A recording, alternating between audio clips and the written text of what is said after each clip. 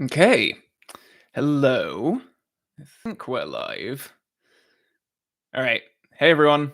First things first. Can I be heard? Can you hear me? Am I coming in? It is indeed 7 p.m. Dabian.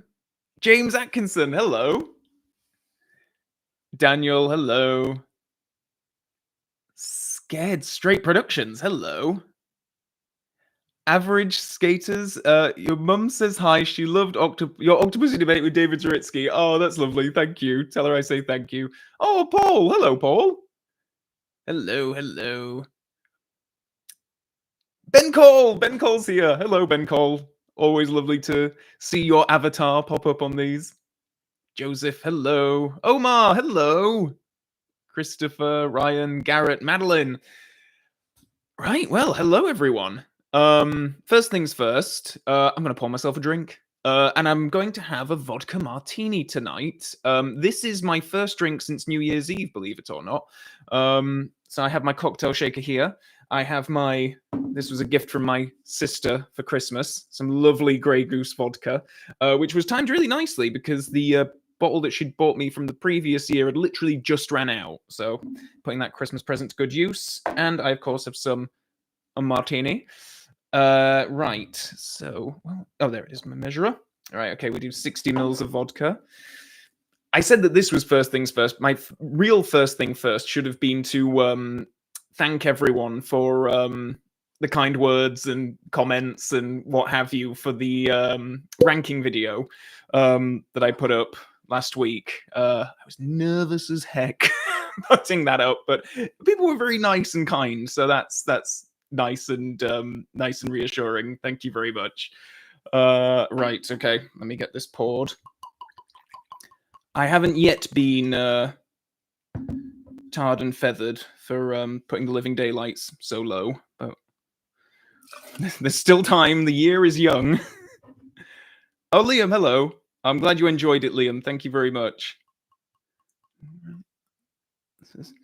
See, it asks for 60 mils of vodka, and I've only got a 50 mil thing here, so we might be a little bit over there, but that's fine. And then 1 tubsp of dry vermouth. Oh, William, thank you very much. Yesterday was your birthday, and today coming live streaming. This is a great weekend. Many happy returns, William. Let me get this drink poured, and we shall toast. Right, okay. And then we shall get into some questions, I think. Corey, our rankings definitely differ, but always respect. Oh, that's very kind of you, Corey.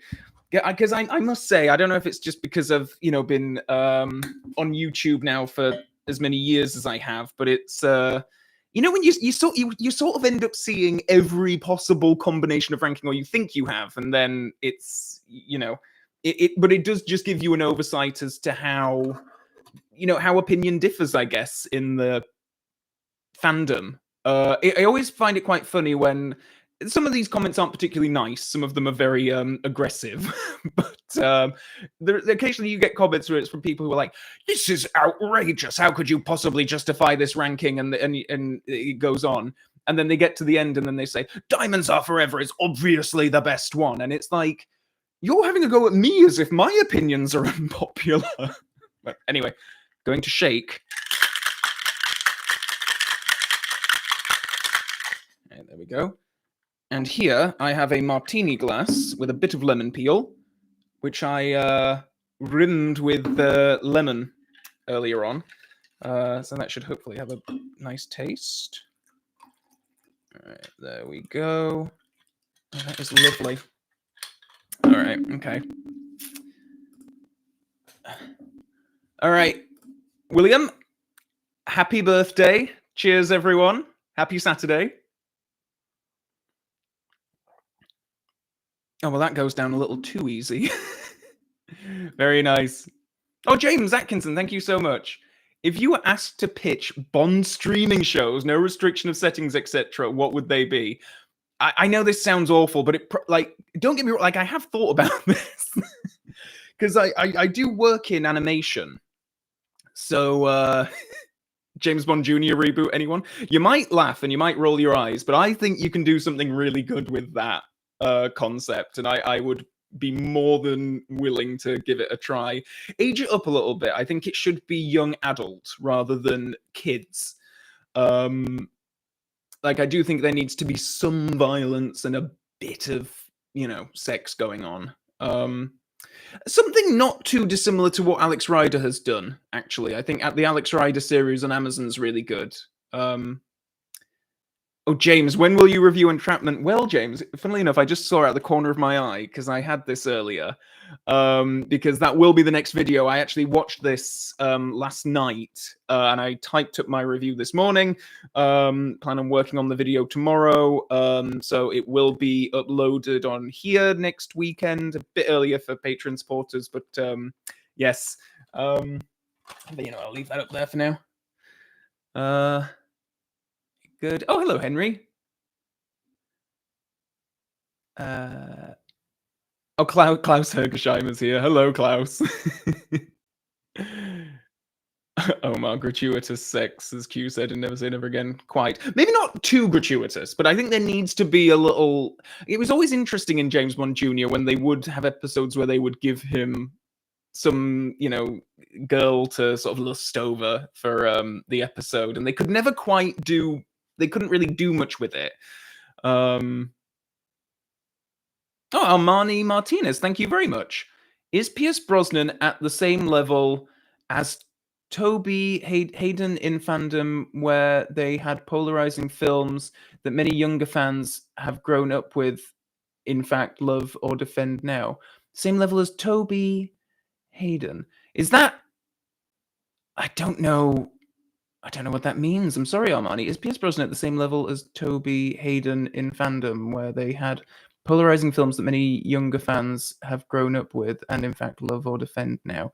Armani, you might have to if you just comment again, I'll keep an eye out for it, because I feel like there might have been a typo there, which would be a shame. But in a broader sense of Pierce Brosnan, polarizing films that many younger fans have grown up with and, in fact, love or defend now, I think that's entirely true. I think I'm one of those people. I think I'm of that generation of people that grew up with the Pierce Brosnan films. And, actually, you know what? They were well-liked enough at the time. And then since Daniel Craig came along, I feel like they suddenly got underappreciated. And then it sort of brought its, people, I think people of my generation have brought it back a bit. Trans-Siberian Pipeline, hello. Thank you for commenting. Hope you're enjoying the pub. Sean Turner, did you see that AJT was at Gold? Yes, he was. Aaron Taylor Johnson. He was at GoldenEye for New Year's Eve, which is very interesting. He posted some pictures on his Instagram, I think, didn't he? Where it was, interesting choice of vacation location there, Aaron Taylor Johnson. Oh, Justin. Hello, Justin. I think he means Toby, Spider-Man, and Hayden Anakin. Oh, then yes, absolutely. I can't speak much to Spider-Man because I haven't seen those Toby Maguire films in so long, but Hayden Christensen, definitely. You see him get so much love these days. Which I don't know if I liked him enough when I was seeing those films when I was a kid and an early teen. So Dylan, thank you very much. Calvin, what would you like to see in IO's Project 007? Ooh. I always say open world, or I always think open world when people, ask me. But then I think about it a bit deeper, and then I'm like, would that work, actually? I don't really know. I would like to see some proper gadgets, because some of the Craig era games were taking their lead from the films at the time, and they didn't have that many gadgets or, fantastical elements like that. And I do wish that they brought some of that back, because some of my favorite bits in, like, Agent Under Fire, for instance, are the gadgets. I absolutely love them. So yes, gadgets. Johan McGrath, hello. Would you want Bond to quip after he does a kill or a takedown on an enemy in the upcoming game? Yes, that as well. Oh, that's so funny that was the next comment after that. That's amazing. Thank you. Because I do like the bits in, like, Agent Under Fire when he's like, safety first, lads, and fireworks. Though that is a quip before he kills an enemy, so maybe that doesn't count. Oliver Hayho. Hello, Oliver. Thank you very much. Hope you're well. I remember you saying you'd seen some reappraisals of Quantum of Solace. Do you have any recommendations for good articles or video essays on the subject? Oh, yes. Is in reappraisals, because David Lowbridge-Ellis of License to Queer had an article on his site about it, I believe. Film Speak had a really good video. I think it was called Quantum of Solace, Is It Misunderstood, or something like that. So yes, I would highly recommend that one. That was very entertaining. Yes. And then David Zaritsky's done a video or two on the subject of Quantum of Solace, I think. In our debate video, he was certainly the one sort of championing it. Aidnick. Thank you very much, Aidnick. Did you know Brosnan narrated Thomas in 2008? Thomas the Tank Engine. I did know that, and I would love to actually. So it's probably on YouTube somewhere. I probably just need to do some deep diving, but I would quite love to see that. He's in a bit of trouble now, isn't he? The whole what did he do? He walked into some non-public area of a national park near some hot springs or something. And now he needs to go to court for it. Sorry, Pierce. Lorenzo Granger. Hello, Lorenzo. Nice to see you. Philippe, thank you very much. Good morning, Calvin. Keep up the great work. Thank you very much. Very, very much. Question. What are 3 things Bond 26 must do and must not do? Also, worst Bond fan opinion you've ever heard. Ooh. Bond 26. I think it... What are 3 things Bond 26 must do? Can I say Connery more, Brosnan? Go back to kind of their look, take a good hard look at those films and try to recapture some of that magic would be my hope. I would like that very much. In terms of must not do, I would not do the whole story arc thing again, just standalone films. And if it's going to be a story arc, then have it planned out and all that. I don't know if there's much that I don't kill him. Would be quite nice. As for a third one, I don't know. Maybe don't take it too seriously. As for what's the worst Bond fan opinion I've ever heard? I don't know if I could. I don't know if I've. Again, like I was saying earlier on, it's sort of, I'm in a bit of a privileged position, really. Seeing so many comments from people and the like on the channel, because you kind of see every opinion.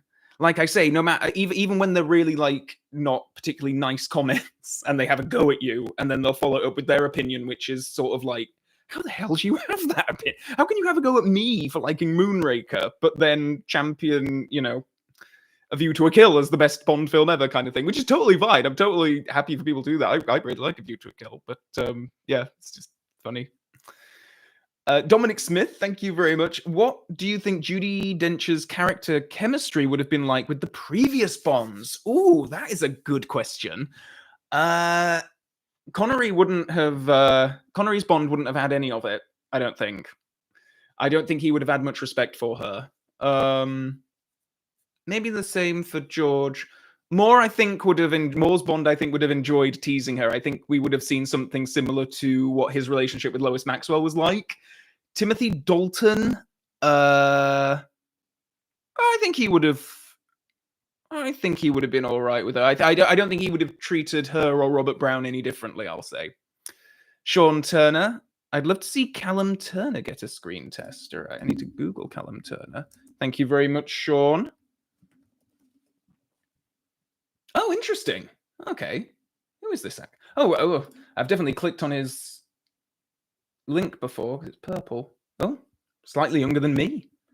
All right. Oh, he's in some of the... I've not seen the Fantastic Beasts films. Okay. Maybe I have a reason to now. Right.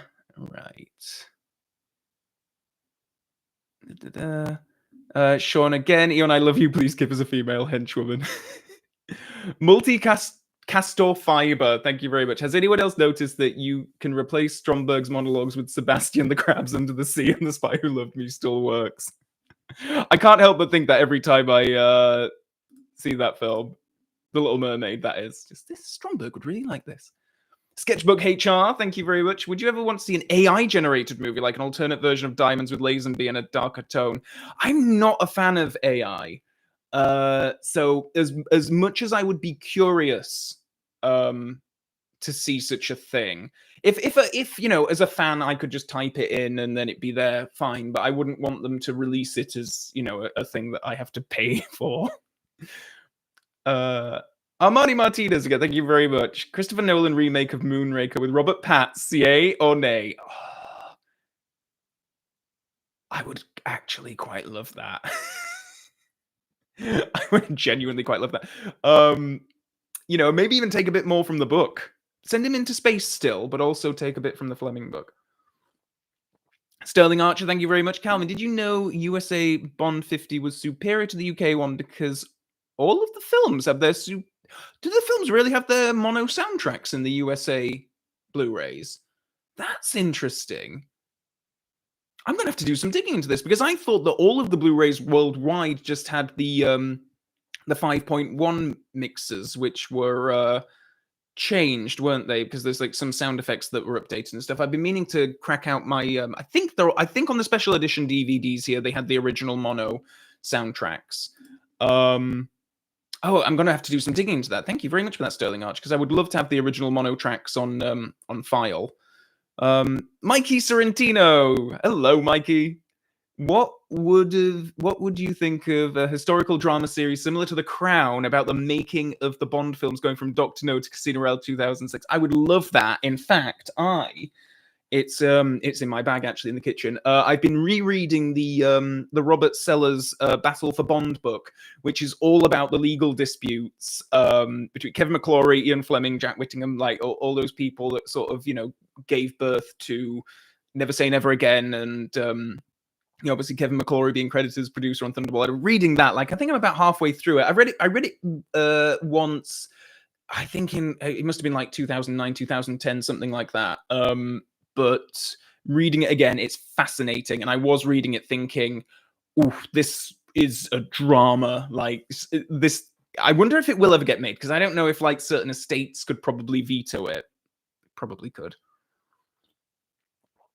Oh, Daniel Crone, I will indeed do a Nightfire for the PC review as soon as I figure out how I can actually play it on my Mac, because it's a bit beyond me. I need to figure out how I can play it and also screen record it at the same time. But yes, I would love to do that. I feel like that's kind of my white whale of Bondom, that I've never played it, and I really need to. B. Charlene, thank you very much. Biggest surprise from your ranking this time around: Golden Gun as lowest Moore film and Casino Royale lower than your 2021 ranking. Yeah. Golden Gun is one that I rewatched it a couple of times actually, not that long ago. I had a really good time watching A View to a Kill with a friend who came around. We had some drinks and you know, sort of had a good laugh watching it, and kind of thought we could replicate that with Golden Gun, and it didn't quite have the same impact. And then I came back to it to just watch it by myself to be like, oh, this wasn't as much fun as I remember it being, and I was kind of like, oh yeah, I don't know actually. So yeah, I'm, you know, as good as Christopher Lee is, as good as Nick Nack is. Sean Turner, did you see Olivia Colman? She wants to play M. I would love Olivia Colman as M. That would be amazing. That would be, you know, that's in the region of dream casting. That. Turkish N Bacon, thank you very much. On reappraisals and video essays, did you see the Pentex Productions video on Octopussy? Yes. P.S. The film speak Quantum is always great. Yes. No, I really enjoy Pentex Productions. Obviously, the Rock is a Bond. I can't remember the exact title. The one that he did about Michael Bay's The Rock and how it works as a Sean Connery Bond film. That was awesome. I really loved that. Pentex Productions does some really great videos. I exchanged messages with him a couple of times on Twitter as well. So yeah, highly recommended. Dylan Haggart, thank you very much. Have you seen Brosnan get teary-eyed in an interview? Is that the one where he learned that the interviewer was from his hometown? Because that was very sweet. Was he promoting Black Adam for that? I think it was Black Adam. I saw Black Adam recently. Did not enjoy it. Adam Savage, thank you very much. Huge fan of the early 2000s and 90s movies with Brosnan's Bond. My first Bond movie was, in fact, Tomorrow Never Dies. Oh, congratulations. In my opinion, it's very relevant to this day. Do you agree? I heartily agree with that. It's astonishing. Like, that is one of the best aging Bond films. Like, it's just more relevant today, maybe, as we know more about these media barons and stuff, but slightly crazy, really. I just saw Ruby Troy, Judy Dentures. Quite like that. Chris Martow, thank you very much. Moonraker and Joyous unite. Quite. Unite. Hooray. I was surrounded by Moonraker stuff. It was when I sort of like looked around, I was like, you know what? Moonraker does need to be higher. Daffyd Brooks, hello. Always nice to see you, Daffyd. Happy New Year to you too. Did you see the new revealed info on the abandoned video game Agent by the creators of the... Oh, yes! I did read about that. That was quite fascinating. That would have been amazing. Because I think, you know... I can't remember. Was it actually Rockstar or was it people who used to be at Rockstar? But no, that would have been fascinating because I think Rockstar are, you know, sort of dream video game developers for a lot of people for Bond. Samadir, thank you very much. I hope I'm pronouncing your name right. Several Bond films have been positively revalued over the years. Are there any films that you feel have turned less well liked over time? I would probably put Thunderball in that. Like, that is one where I feel like, certainly at the time of its release, it was, well, for the longest time, it was the highest grossing Bond film unadjusted for inflation until, I think, Moonraker. And I don't feel like it has that popularity anymore. You can say what you want about, like, you know, maybe it was the popularity of Goldfinger more than anything else that was doing it. And I may well agree with you. But yeah, I think Thunderball is that. I think Thunderball has gone down sort of in people's estimations over the years. Dylan again. Hello, Dylan.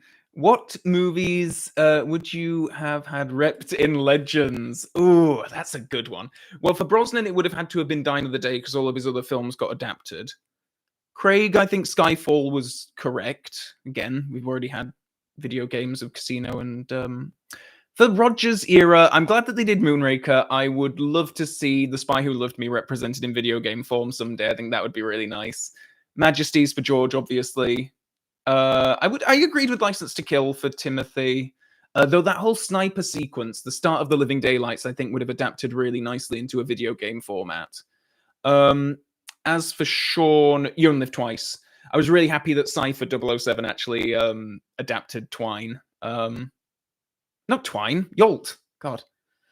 The Unheralded, thank you very much. Other than James Bond actually dying in No Time to Die, in which other film would you say he was in the most personal danger? Cargo plane fight in The Living Daylights for me. That is a very good question. You know what? Maybe my headspace just is in... Oh, I don't know. That's really tough because he's in a lot of danger. Like, when he's on that the platform with Alec at the end of GoldenEye and they're having their fight, like, that makes me like, oh god. You know, it literally just on a fine... Oh, that's really tough. It might well be License to Kill when he's going into that the mincer thing, and it's just like, and he's literally just hanging by the tags that are around his wrists. I think that is a really, like, oof, that, you know, that's, yeah. That's tough to watch. Mikey, so I do indeed watch The Crown, and I quite enjoy it. Yeah, not sure about Diana Force Ghost, but... James Atkinson, have you ever been asked to appear on the British sitcom History podcast? I have not, actually. But I will have to get in touch with my friend Alan about that, because I want to just talk about Fawlty Towers, basically. Or keeping up appearances. David Neighbor, thank you very much. Happy 2024 to you too. Any more Hitchcock reviews planned this year? Yeah, the US... Oh, it does have all the mono soundtracks, the USA Bond 50. Huh. Interesting. I need to look into this. Yes, actually, David. I do have a review of Topaz in mind. I would like to continue going through his spy movies, and I rewatched Topaz recently on the 4K box set. and I enjoyed it more than I remembered. So that's yeah, that's sort of next on my list. David Brooks again, thank you very much. Did you check out on the Internet Archives the Blue Peter special on Died of the Day? Oh, I've not checked out that, but I do have the MI6 Confidential on Moonraker. It's just over there. I wish I had it in reaching distance, actually. It's awesome. And the fact that the title of it is science fiction or science fact, just, yeah, I loved it. Will there ever be a 4K set? I certainly hope so, but I don't know, the more time goes on, the less certain I become of it. Oh, Yoan again, thank you very much. Scaramanga is the only villain I would love to see again. If they really delve into the anti-Bond aspect and his obsession and fascination with Bond, he could be the most complex villain. I completely agree. I'd like them to adapt something similar to what's in the book, actually. I think he's quite an interesting character in the book. That whole bit with him and the snake towards the end of the book is one of my favorite bits in all Fleming, I think. Really enjoyed that. High Voltage, thank you very much. I would say Bond has been the trendsetter in the spy genre for a while. What would you say it would take for Bond to be at the forefront again? That is I think he needs to lap Mission Impossible on that front for sure. Yeah, oh God, I don't really know. I think they've got a real opportunity to do that. I think they were sort of... Actually, I was going to say maybe they were leading the front with Craig, but I don't know if they really were, because they were sort of leaping on the backs of Bourne at times for, Quantum of Solace, for instance. Matthew Dickinson, thank you very much, sir. Vegar Vindfalet? I've probably pronounced that really wrong. I'm so sorry, Vegar, but that is an awesome name. Vegar. It's awesome. I was so happy to see your ranking. Thank you very much. Moonraker and Twine hold the second and third spots on your list. Oh, excellent. Well, we share two favorites then. How long do you think Bond and Tracy would have lasted for if she wasn't killed? I'd have given them about 3 weeks. I don't think that they could have remained monogamous. I'll say that. I think they could have lasted a marriage, but I don't think that they could have stayed monogamous. Cameron Melendez, thank you very much. If you could have any of the movies redone with a different actor, what would you do? Maybe besides On Her Majesty's Secret Service, feel like that's the obvious one. I quite agree. You know what? Actually, Casino Royale with Pierce Brosnan would be very interesting, because that would have to be a whole different take on that. Like, that whole thing about Quentin Tarantino wanting to do that with Brosnan, I think that would have been very interesting to see. Sketchbook HR, thank you very much. What are your thoughts on a female Bond villain played by someone like, oh yes, Cate Blanchett? I would love her as a Bond villain. Tilda Swinton, I would love her as a Bond villain. Viola Davis, yes, I like Viola Davis. Maybe not as a Bond villain, but I do like her an awful lot. Cate Blanchett, I think, is awesome. One of my favorite things about Kingdom of the Crystal Skull, I loved her in Tar. She could just do a Bond villain as, like, just Lydia Tar. That'd be fantastic. But yeah, I'm all for more female villains in the series. 100%. Sam Ollie, thank you very much. What do you say to doing a video on the various links for James Bond and Jerry Anderson's shows? I think a good episode of Thunderbirds to examine in this regard is 30 Minutes After Noon. Ooh, that's a good shout. I had the Thunderbirds, the Tracy Island set when I was a kid. I don't think I watched the show all that much, but I had the toys. I played with the toys an awful lot. And I remember seeing the film in 2001, I think? Something like that. Actually, I remember watching Captain Scarlet a few times, because one of my friends at junior school really liked Captain Scarlet, so we watched a few episodes of that. It's pretty hardcore, really, for, it can be quite intense. Brendan Sheehy. I'm terribly mispronouncing your surname there, Brendan. What's your favorite Bond quip one-liner? It has to be Moonraker, Bollinger. If it's 69, you were expecting me. Just one that went way over my head for about 15 years when I was a kid, and then watching it as an adult, I was like, wait a minute. David Brooks, thank you very much again, David. Please watch a Star Trek Deep Space Nine episode called Our Man Bashir. Oh, yes, I've heard about this. Because it's a whole tribute to 007. And was a broadcast the same? No, it was the broadcast the same night as GoldenEye. That's cool. No, I have heard about that. You know what? I've barely seen any Star Trek. I've seen the two of the JJ. Yes, the two JJ Abrams films. I think he only did one. Oh, good lord! What happened there? Are you seeing this? What is that? Did anyone else see those balloons? Am I going insane? Am I having a stroke? Anyway, I'm a little bit behind on the chat, so maybe something else has come up further down that will make sense of that. That was quite something. B. Shalene, oh hello. Just saw Andrew Bicknell play a dragon tamer in House of the Dragon. Yes, he did. And I was hoping to see one of the beasts in action and say, fireworks. I love that he's in House of the Dragon. I hope he comes back in the next season. A bigger role. Matthew Dickinson, do you think Craven will be indicative of how Aaron Taylor Johnson would do as Bond? Cheers, Matthew. And I hope not, because I don't have high hopes for that film. If, you know, Sony's other Spider-Man spin-off things have, you know, been anything to go by. But we shall see. Armani, thank you very much. Is it time for Amazon to make a series for the 007 IP? I would love a graphic, stylized animated series for Amazon. I think I would just eat that up. Shane Foxy, thank you very much. Since 2014, you've been watching. Thank you so much. My God. Everything or Nothing is turning 20 this year. Have any favorite moments on that game? Oh, God, there's so many. The driving levels in that are fantastic. I really like the some of the New Orleans set levels, actually. I think they're an awful lot of fun. I like that one where you have to infiltrate the bar where Maya's singing, and she's singing this like slow, jazzy version of Everything or Nothing. I think that's really cool. One of my favorite bits. Hopefully I'll get a review of that out this year and for its 20th. Oh, AG, thank you very much. Are you looking forward to Argyle?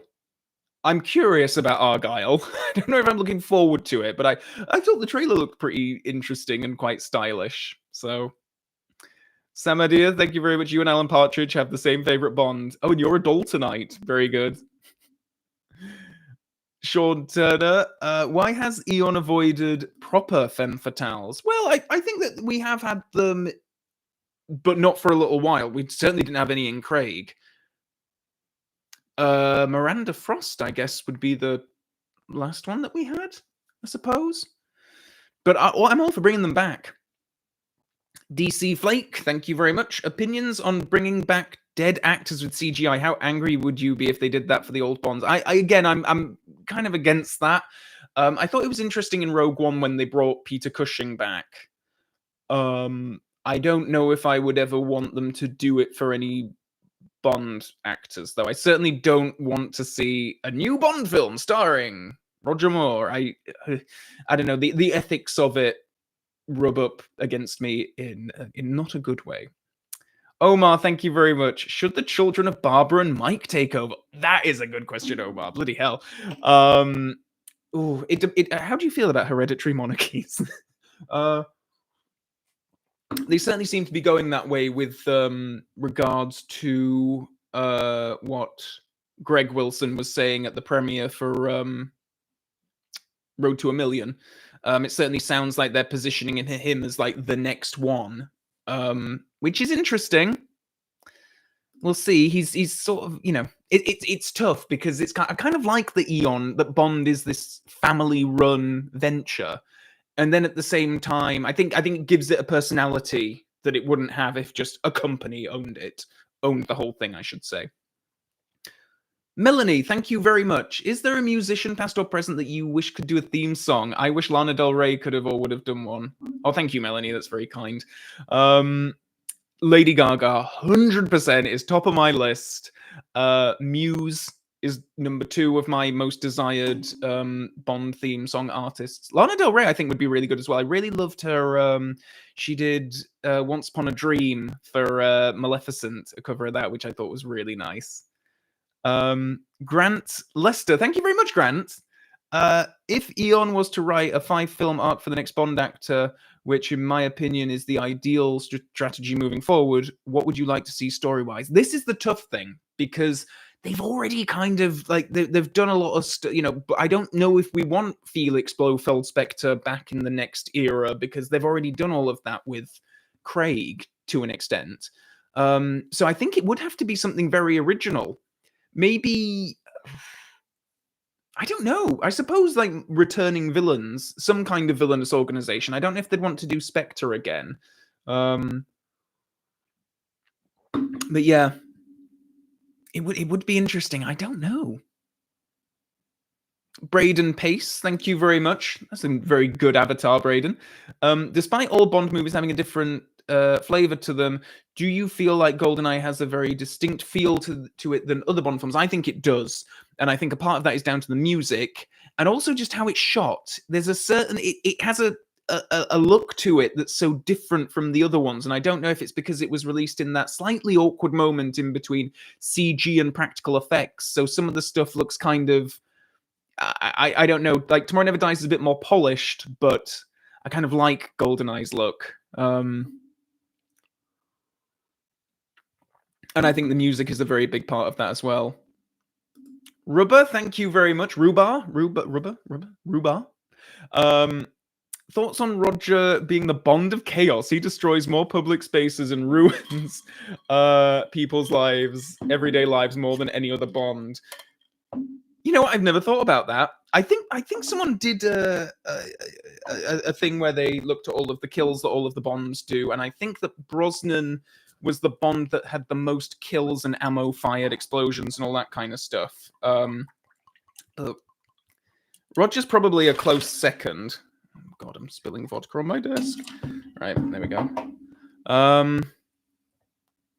Ryan, thank you very much. Who's your pick for leading lady in Bond 26?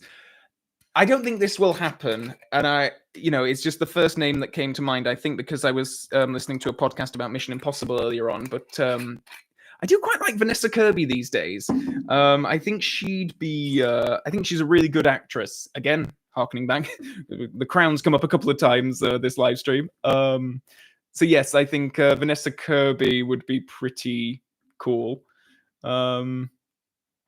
Chuck, thank you very much. Chuck MO503.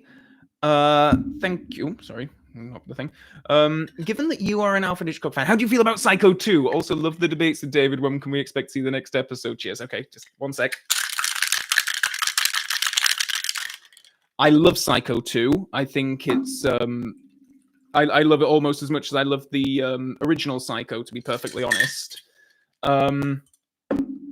Yeah, no, I absolutely love it. I got the 4K set recently because whatchamacallit, Arrow Video released a box set, a 4K box set, which was amazing. Yeah, love that film. As for the next debate with David, we haven't actually recorded it yet. The ball has been very much in my court for a while. I've just been very busy with work things recently. This whole year gone pretty much. So it's been, yeah. And David's busy as well, so it's just, yeah, hard to get time in the diary, I suppose. But yes, I hope to do it soon. We've been saying Diamonds Are Forever for a little while now, so fingers crossed. Marcus, thank you very much. Good evening from Finland. Cheers. I was in Helsinki not that long ago. Well, I say not that long ago, about a year and a half, but loved it there. And I love that you're watching Moonraker as well. That's really cool. Damien Fenton. Hello, Damien. Happy New Year to you too. Glad you enjoyed the ranking video. If I could pick just one Bond actor to have a guest appearance on Frasier, who would you choose? If it was the 90s, Roger Moore. Preferably in the same episode that Patrick Macnee guest starred in as well. I want to see cats. That quote will only make sense to about 3 people watching this that have seen that particular episode of Frasier. Remember that. But Armani, again, thank you very much. Is it time for nostalgia bait and to bring Brosnan back into the universe as a Bond villain, white mustache and all? I'd be game for that. I think he'd be a good villain. James Atkinson, thank you very much again. Do you think people are becoming more skeptical of made-up tabloid news on Bond? The 2 Bonds room before Christmas didn't get much traction. I think that they are. I think people are a little bit maybe not over it, but I think certainly a little bit fatigued with like, oh, who's the next Bond going to be? Who's the next Bond going to be? And then it just never ends up coming to fruition. So I think these tabloids are kind of shooting themselves in the foot, really, by just, this never-ending cycle. Mikey, thank you very much again. If Sean Connery was in on Her Majesty's, how do you think they would have handled Bond and Blofeld meeting, and would Donald Pleasance have been brought back? I think if they'd have kept Connery for Majesty's, they would have had to have done some kind of, similar to what they tried to do in You Only Live Twice, where they put some makeup on him. He would have to have gone in a proper disguise, I think. I think they probably would have brought Pleasance back if they had kept Connery. Would have been an interesting thing. Brendan, again, thank you very much. How would you feel about Bond back in space? I would love it. I don't think they'll ever go whole space station stuff again, but I think if he could just get into the atmosphere, I think that'd be quite nice. Liam does stuff, thank you very much. If they decide to make Moneypenny an official Bond girl, do you think it would taint the mostly platonic dynamic, or could be a fun exploration? Oh, that's a good question. Because we almost got there with Naomi Harris. Almost. Going back to a question that Grant asked earlier on, that might be an interesting thing to see expanded over multiple films. Like if Moneypenny if they did something similar to what they were going to do with Sylvia Trench originally at the start of the series, by way, she was going to come back in a small role. And then I think Terence Young said she was going to be like the main Bond girl in the 5th or 6th Connery or something like that. Anyway, they gave up on that idea, obviously. That could have been interesting. Daffyd, again, thank you very much. Are you still considering getting the Moonraker laser gun? And how's getting an Action Man Bond figure going? Get both. Well, I can't say much about the Action Man, but I'm going to stand up now. You're going to see my jogging bottoms. I did get it. I just couldn't let it get away because they released one of these a few years ago. I think the same time that they released the golden gun that I've got there, and I regretted so much not getting it that I had to. So now I walk around my flat just like I've got no batteries in it, but when there are, it lights up blue. Oh, we should put batteries in it now because then I could have. Yeah. Anyway.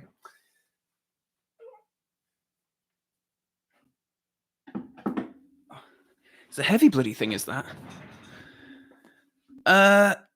Samadir, thank you very much again. Oh, quick question for you. Have you seen Twin Peaks or any Lynch films? Seen Red Sin City or played Disco Elysium? Oh, I don't know Disco Elysium. I'll look into that. I have seen Twin Peaks, and I love it. The original series, anyway. Funnily enough, I got the box set not that long ago of the second series, or the revival, however they brand it, to get to soon. Sin City I have not seen, though, and I have seen many other Robert Rodriguez films, so that is another one on my list, actually, to get to someday. Cameron, thank you very much. How do you think it would have affected if Brosnan succeeded more instead of Dalton? I think it would have been to Brosnan's detriment, actually. I think for Brosnan, the best thing, funnily enough, was to come in with GoldenEye, because otherwise I think Brosnan, we certainly wouldn't have had License to Kill the way it was. But I still think that because that film didn't do terribly well financially, by all accounts, and I still think that would have affected if Brosnan's second, if he'd have done one at that time. Sam Ollie, thank you very much. If you could pick two of Bond's most iconic villains and have them team up on a scheme to take over the world, who would you pick and why? Stromberg and Drax. Because I would love to see them sort of tallying up who gets what of the world. It would have to be the proper world domination villains, because that would be where you get really interesting, like, working together to invent a serum that will destroy, human life. But also we need to flood the world. So, how much does Drax want his animals, How much does Drax want his super race to grow up on land? That would be pretty funny. Daffyd again. There are vintage Moonraker toy dolls and good. I know sometimes I look on Bond stuff at eBay and I'm just like, no, Calvin, don't do it. Supreme Emperor Kiza, thank you very much. Calvin, would you think of having Pierce Brosnan play M in Bond 26 and play a father figure to the next Bond in question? I think he'd be down. I think he'd be down too. I think he would be more than willing to come back as M, and I think he'd be very good at it. I'm still not quite sure how I feel about the prospect of other Bonds coming back. Like, I think he'd be good at it, but I don't know if it'd be too distracting. Similar to if he came back as a villain. Like, it'd be really cool, but I don't know. Bent Ed, thank you very much. Is it just me, or did they deliberately dress Naomi Harris as Fred from Scooby-Doo in No Time to Die? I swear they've been looking at our memes online when we refer to the MI6 gang as the Scooby Gang. We're lucky we just didn't give them a Great Dane. Yoan, thank you very much. Have you ever met someone who hates Bond films? Oh, many times. And they look at me with deep suspicion when I say, actually, I really like them, and I have a YouTube channel where I talk about them. Hell. That's when they make their excuses and move away from me, generally. The Evil Dalek, thank you very much. Have you listened to the Dr. No Suite by the City of Prague Philharmonic Orchestra? I know that score isn't great, but I think that suite does it justice. Ooh, I'm going to make a note of that because I have not. And I think if I heard that, because I think a part of the reason why I don't care for that music so much is because it is quite, there is something about the recording that's quite harsh. I don't know. Schlock Horror, thank you very much. Greetings from James Bond Club Ireland. Cheers. We're screening Moonraker this year. You should come over. Also, would you like a Bond movie with Felix Leiter in a starring role done in a buddy cop style? Having Felix Leiter in a more significant role I think that would be a more interesting way to bring him back than just to redo the whole sort of usual routine. I think having him in a bigger role is better. It's so cool that you're doing a screening of Moonraker later this year. I'm gonna have to get in touch about that because that might well. Cause I've still never been to Ireland and I would love to go. Oh, that's awesome. The James Bond Club, the Irish Club are really awesome. All right. David Brooks, have a good night and please check out that Blue Peter special. I hope I'm okay to say that Connie Hook and Liz Barker get quite revealing in it. Take care, David. Hope you have a wonderful 2024 ahead of you. Sketchbook HR, thank you very much. Do you think Avtak would have been a good first film for Dalton? I think it would have been. How would Zorin and Mayday have adapted to fit Dalton? The thing is, I don't think you would need to adapt them at all. I think they stay exactly the same, and you bring in Dalton and you bring in new Moneypenny, and Tibbet is presumably a younger man and things like that. But that would change the whole sort of vibe of the film. Like, I have kind of grown to love how it is just this like bunch of like middle-aged British people mainly against these like crazy Americans. It's interesting. Oh, the Bond Geek. Hello, Henry. Nice to see you. I believe some massive Bond news this year. Well, we can hope. We can really hope. I certainly hope there is. Robert Willing, have you read Mark Miller's King of Spies yet? I have not. I've not read any Mark Miller, actually. Next on my reading list is Raymond Benson, 0-30. That's it, isn't it? 0-10. That's next on my reading list. But yeah, no, I have people have really recommended Mark Miller's stuff to me quite a bit over the years, so I think I may need to check it out eventually. Beatrix Miller, hi Calvin, thoughts on the Kill James Bond? Is that the Kill James Bond podcast? I haven't listened to all that much of it. I did try listening to a couple of years ago, and I don't know. I was a little, it was a lot of complaints that I'm very used to about James Bond that I was just kind of a bit like, I don't know if I really, And they don't get very involved in, Bond chat on Twitter and stuff. They're very, they're not fans of James Bond. I don't think anyway, based on what I heard from, a couple of years ago. So actually, I haven't looked them up in a while. Yeah. Maybe I should. Dominic Smith, thank you very much. Hypothetical, if the UK had gone communist via elections, joined the Warsaw Pact, do you think Buck Fleming Bond would have resigned or carried on while complaining about the loss of his England? That is a fascinating alternate history question, that, Dominic. I think he would certainly have complained about that. I do not think Fleming would have been much of a communist fan, to put it mildly. Sean Turner, thank you very much again. What about a James Bond Q who are the same age? Well, that might be an interesting way to go with it, because Q's interesting. I don't know what, because obviously, like, Desmond was in it for so long, and he was, I guess he probably was a similar age to Connery when they started, maybe a little bit older. Will he have been the same age? No, he was a bit older than Roger. But yeah, they've gone older, they've gone younger, and I'll be interested to see where they place Q next. Twinlock51, thank you very much. Oh, thank you. Oh yes, La La Land are releasing expanded soundtracks for Live and Let Die and Octopussy, which I've pre-ordered and I cannot wait. They've released the previous ones that they've done are the Pierce Brosnan, David Arnold scores, and I'm so glad that they're continuing on. I'm dying for an expanded Moonraker soundtrack. I really hope we get that someday. But yes, I hope you're going to enjoy them as well. Adam Savage, thank you very much. Regarding Wei Lin, would her spy spin-off be a TV show or a standalone movie if it happened? I think if it had happened in the 90s, it would have definitely been a standalone film.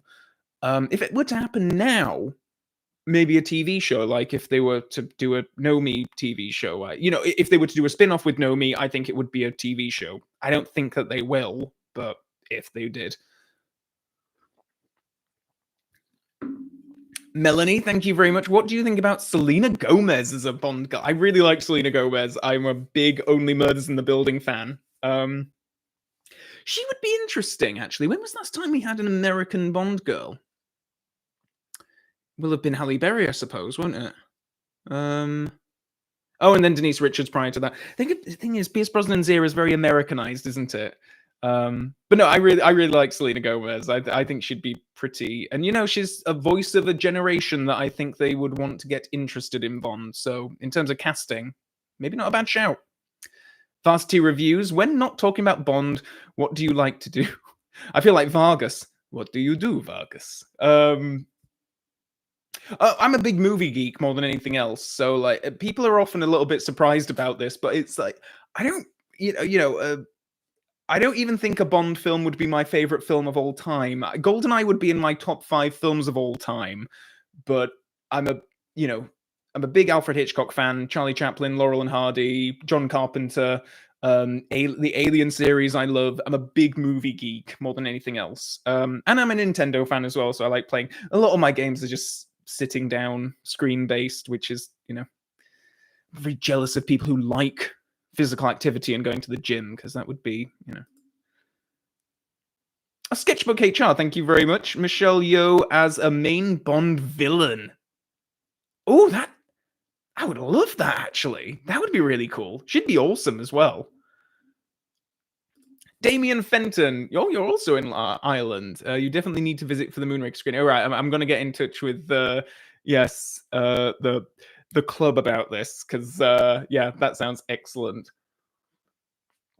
The Prince Charles Cinema in London are also showing a bunch of Bond films over the course of this year, so I'm hoping to make my way to a few of those. Kieran Fremantle, thank you so much, Kieran. That's very kind. Your Bond 26 pitch. Jack Loudon as Bond, Sharlto Copley as the villain, a former Special Forces soldier turned PMC executive, Amita Suman. Oh, I don't know who that is. Amita Suman, Shadow and Bone. Oh, she looks familiar. Where have I seen her before? She's gorgeous. Ah, right, okay. Ah, the Sandman. Okay. Doctor Who. Oh, interesting. Okay. As the daughter of a Gurkha that's betrayed the main henchman. Oh, that's an interesting pitch. Sharlto Copley would be quite cool. I've not seen him in a film in a while. God, I think the last time I saw him in a film might have been The A-Team with Liam Neeson. Purple Lushayan 31. Oh God, I've really mispronounced that. Hey Calvin. Hey, this is from the Bond Theory. When can we have that interview on the Bond Theory with me and Lorenzo and FB? It must happen this year. You know what? I haven't been on Facebook in a long time. I'll have to log back on. All right, I'll log on after this because I haven't been on Facebook in a very long time. Mainly on Twitter these days, or X. It stupidly got rebranded too, but yeah, no, I'll take a look. Thank you very much. I'm happy to hear that the Bond Theory page is still going, though. That's awesome. Armani Martinez again, thank you very much. A new Bond film dealing with AR, a game of wits, and even have it set in the 50s and 60s time period, a better version of Don't Worry, Darling. That would be interesting. I'm not overall, if they want to go back to the 50s or 60s, I would rather they do that in a TV series or some kind of spin-off than the main series. I always feel like the main series should be set in contemporary times and should be, of the moment. Though I must admit, I am slightly fascinated by the idea of them doing it. Samadir, thank you very much. Rather than taking place in a literal past, could future Bond films take place in a retro-futuristic magic realism new weird setting like Twin Peaks, Sin City, or Kill Bill? That is a very good question. Because I think if they were to do a film like... It's amazing looking back at films like Moonraker and Spy Who Loved Me and stuff, that they do so much craziness, and yet it still is set in reality. Whereas if they were to do something like that now... I don't, you would just think this is pure fantasy. Like a Bond going to a space station. Kieran Fremantle, thank you very much. Part 2 of your pitch. Sophie Ellis-Bextor, Joss Stone, or The Killers as the singer. Sophie Ellis-Bextor would be really cool. Gareth Evans as director. Sophie Ellis-Bextor would do a really good soundtrack, a really good song, actually. I really like Sophie Ellis-Bextor. Like, I'm happy that she's got a bit of a resurgence now as a result of the Saltburn film. But Heartbreak Make Me a Dancer is in my top 50 most listened to songs. I love that song. Ooh, Melanie's here with a good controversial question. What would you think about bisexual James Bond? I feel like they might get there someday. I feel like Craig's Bond was already had a toe in the bisexual pool, but I don't know if... I don't know. I think that whether or not he's bisexual, I don't think they would ever address, but I think that they might well have him seduce a man, or at least flirt a little bit with a man at some point to try and get some information or whatnot. I could see that happening in a future film, I think, but we'll see. Dalton should voice Aslan in Greta Gerwig's Narnia. Oh, that would be good, actually. What was I watching? I was watching a film and Dalton voiced, it was one of the Studio Ghibli films, Tales of Earthsea, and Dalton voiced one of the characters, and he was brilliant. I thought as a voice actor, he was really good. So yeah, no, I very agree. He'd be a great Aslan, actually. James Atkinson, would you do the Craig marathon again as this continuing story? I think they work best when viewed that way.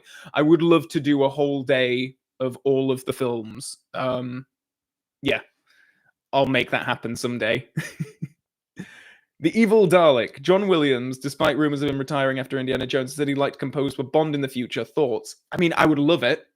Because John Williams is one of those people where it's just like, you can say what you want about maybe he's not as good as he used to be, or, what have you, but he's John Williams. He's just so iconic. And the idea of him, particularly if he's been ruminating on a Bond soundtrack for however many decades, I kind of want to hear it.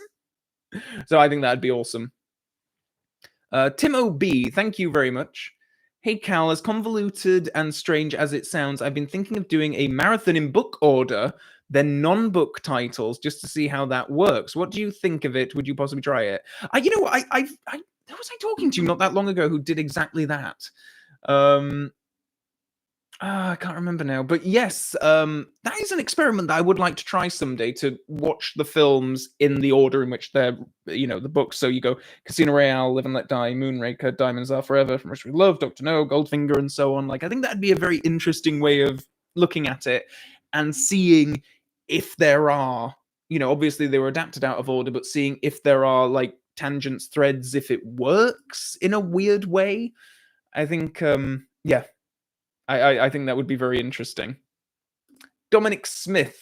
Does it bother you that the only reason Drax lost was because he was so stupid he stole the shuttle, drawing attention rather than simply having his shuttle, something designed for reuse, make 2 trips? Dominic, are you pointing out a plot hole in Moonraker? I don't know how to feel about that. Very good point, Dominic. Very good point indeed. Doesn't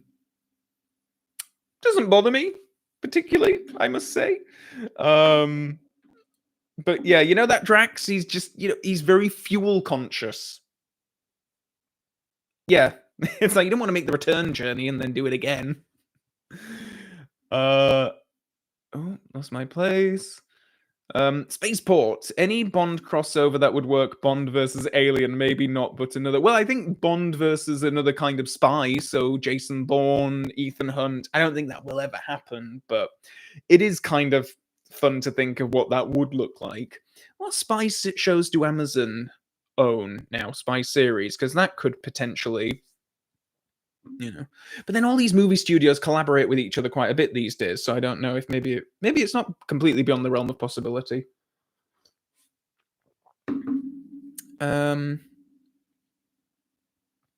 Nicholas, thank you very much. That's very kind. Thank you, Nicholas. Would you come on my railway podcast to talk Bond train scenes? I would love that. A railway podcast. All right. Nicholas, I'm going to make a note of your name because that would be fun. Because particularly the From Russia with Love train sequence is I love stuff set on trains. I think it's a bit of a Hitchcockian thing because some of my favorite Hitchcock scenes are set on trains. But yeah, no, that sounds awesome. I would be totally game for that. Robert Willing, would Diamonds Are Forever work with Goldfinger's brother as planned? If it was Goldfinger's brother played by Charles, it's just a jump to the left, Gray, then I think it would completely work. But yeah, I think they wanted to get Gert Frobe back, didn't they? Which I think would have been a bit soap opera-y. I don't think that would have been particularly convincing. Sean Turner, my pitch for MI6, Olivia Colman as M, Anya Chalotra as Moneypenny. All right, let me go. Anya Chalotra.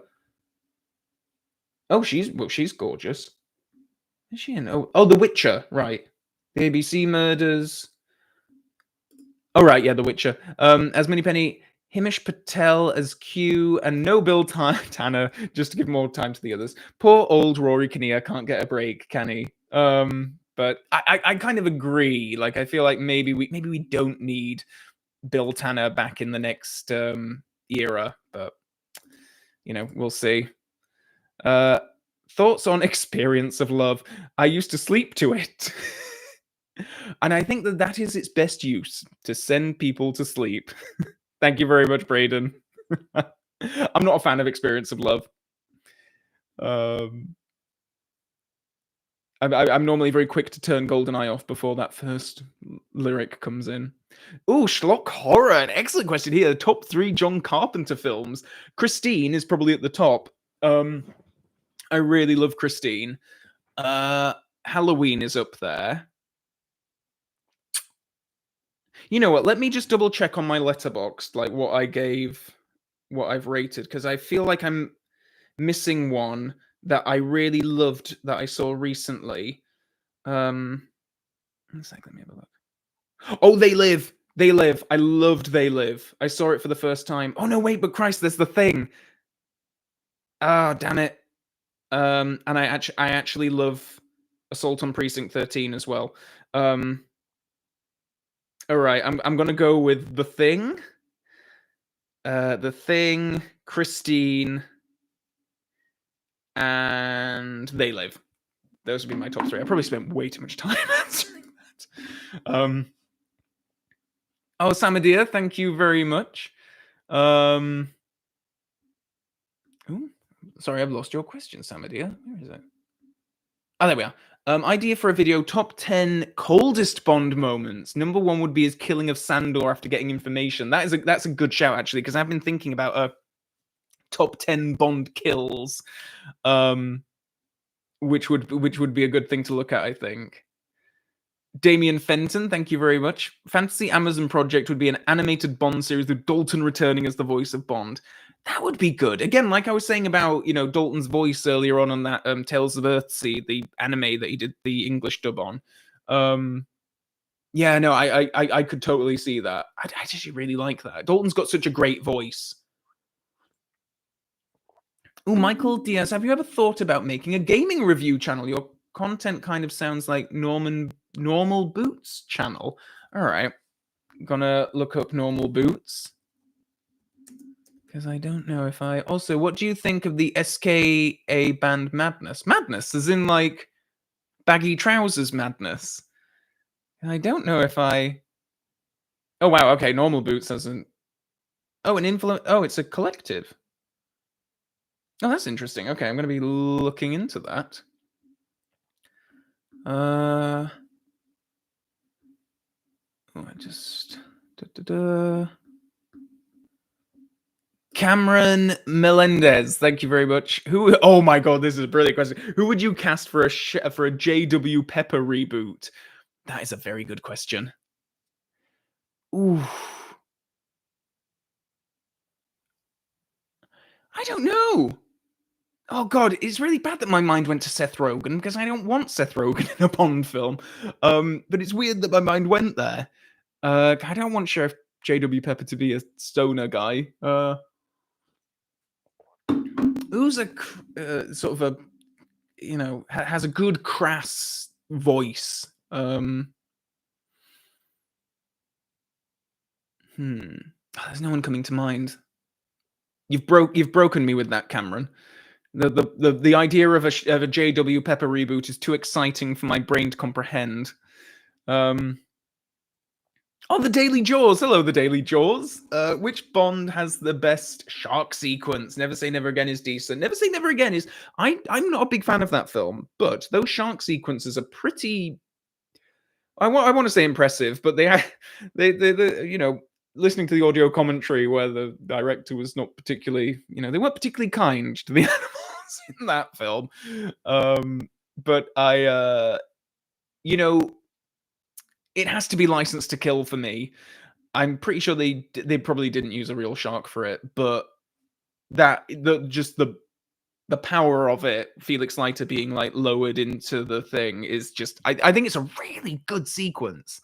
It's quite fascinating looking back at License to Kill for me now anyway, like having not liked it as a kid and seeing things in it that I'm like, oh, that's actually quite brilliant. That's actually quite phenomenal, actually. And that's one of those scenes where it's just like him slowly lowering and the meat like going up in that sort of like jerky kind of way. I think it's really effective. It's visceral. Yeah.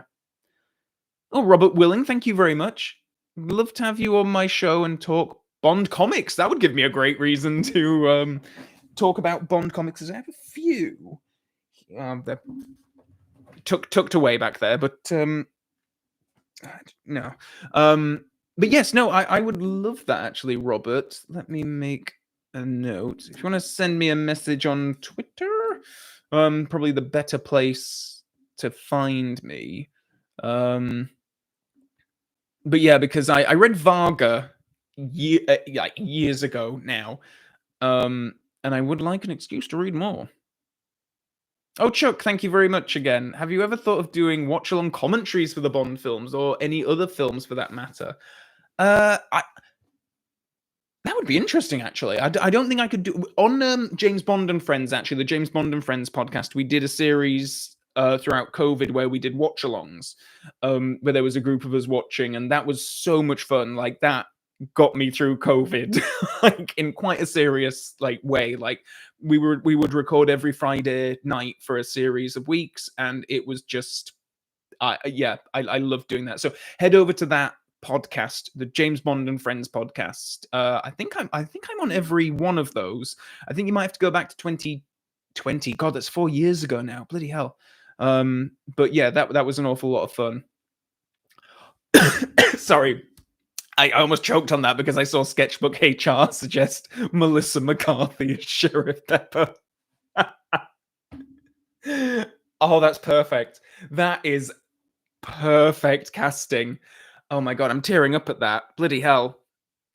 That sketch, that fantastic. That's highlight of my day, that. Thank you. There we go. Melissa McCarthy as Sheriff Pepper. God, we'd all hate that. Tim Rayner, thank you very much, Tim. What is your favorite? Oh, what's your favorite multiplayer character in GoldenEye? I was always Xenia when I was a kid, so I have to say Xenia. The Evil Dalek again. Thank you very much for a villain ranking. Would you count the different Blofelds separately or together? Also, what would you do with the From Russia with Love villains for that ranking? From Russia with Love, I would just do Kleb. And as for the Blofelds, this part of the reason why I haven't done it yet is precisely because of these things. I have thought about ranking the Blofelds separately, but then it comes to a question of, do you rank Unseen Face hand stroking the cat Blofeld from Russia with Love and Thunderball separately to them? I don't know. I've already thought about, okay, well, Kamel Khan and Orlov are on the list individually. Whitaker and Koskov are on the list individually because it's like I can't pick between either of them, like as to who is the main villain necessarily. But yeah, that is one of the reasons why, because that list is actually when I was putting it through, I was like, oh god, this is getting quite long actually. B-Force Gaming, thank you very much. What are your thoughts on Akira Kurosawa? Okay, do we have another hour and 10 minutes to talk about this? I've only recently got on the Kurosawa bandwagon. I hadn't seen any of his films for the longest time. And then I watched Rashomon and loved it. I watched Seven Samurai and just like into the my top like 50 films. Like that was just a phenomenal film. I highly recommend everyone seek out Seven Samurai. Just a brilliant film. It's like 4 hours long. But it's great, like really good. And then I watched Yojimbo and I liked that an awful lot. And I've got the box set. Well, one of his box sets anyway, that the BFI did here in the UK. So I've got more to go through, but yes, so far, pretty phenomenal. Film Nerdy, thank you so much.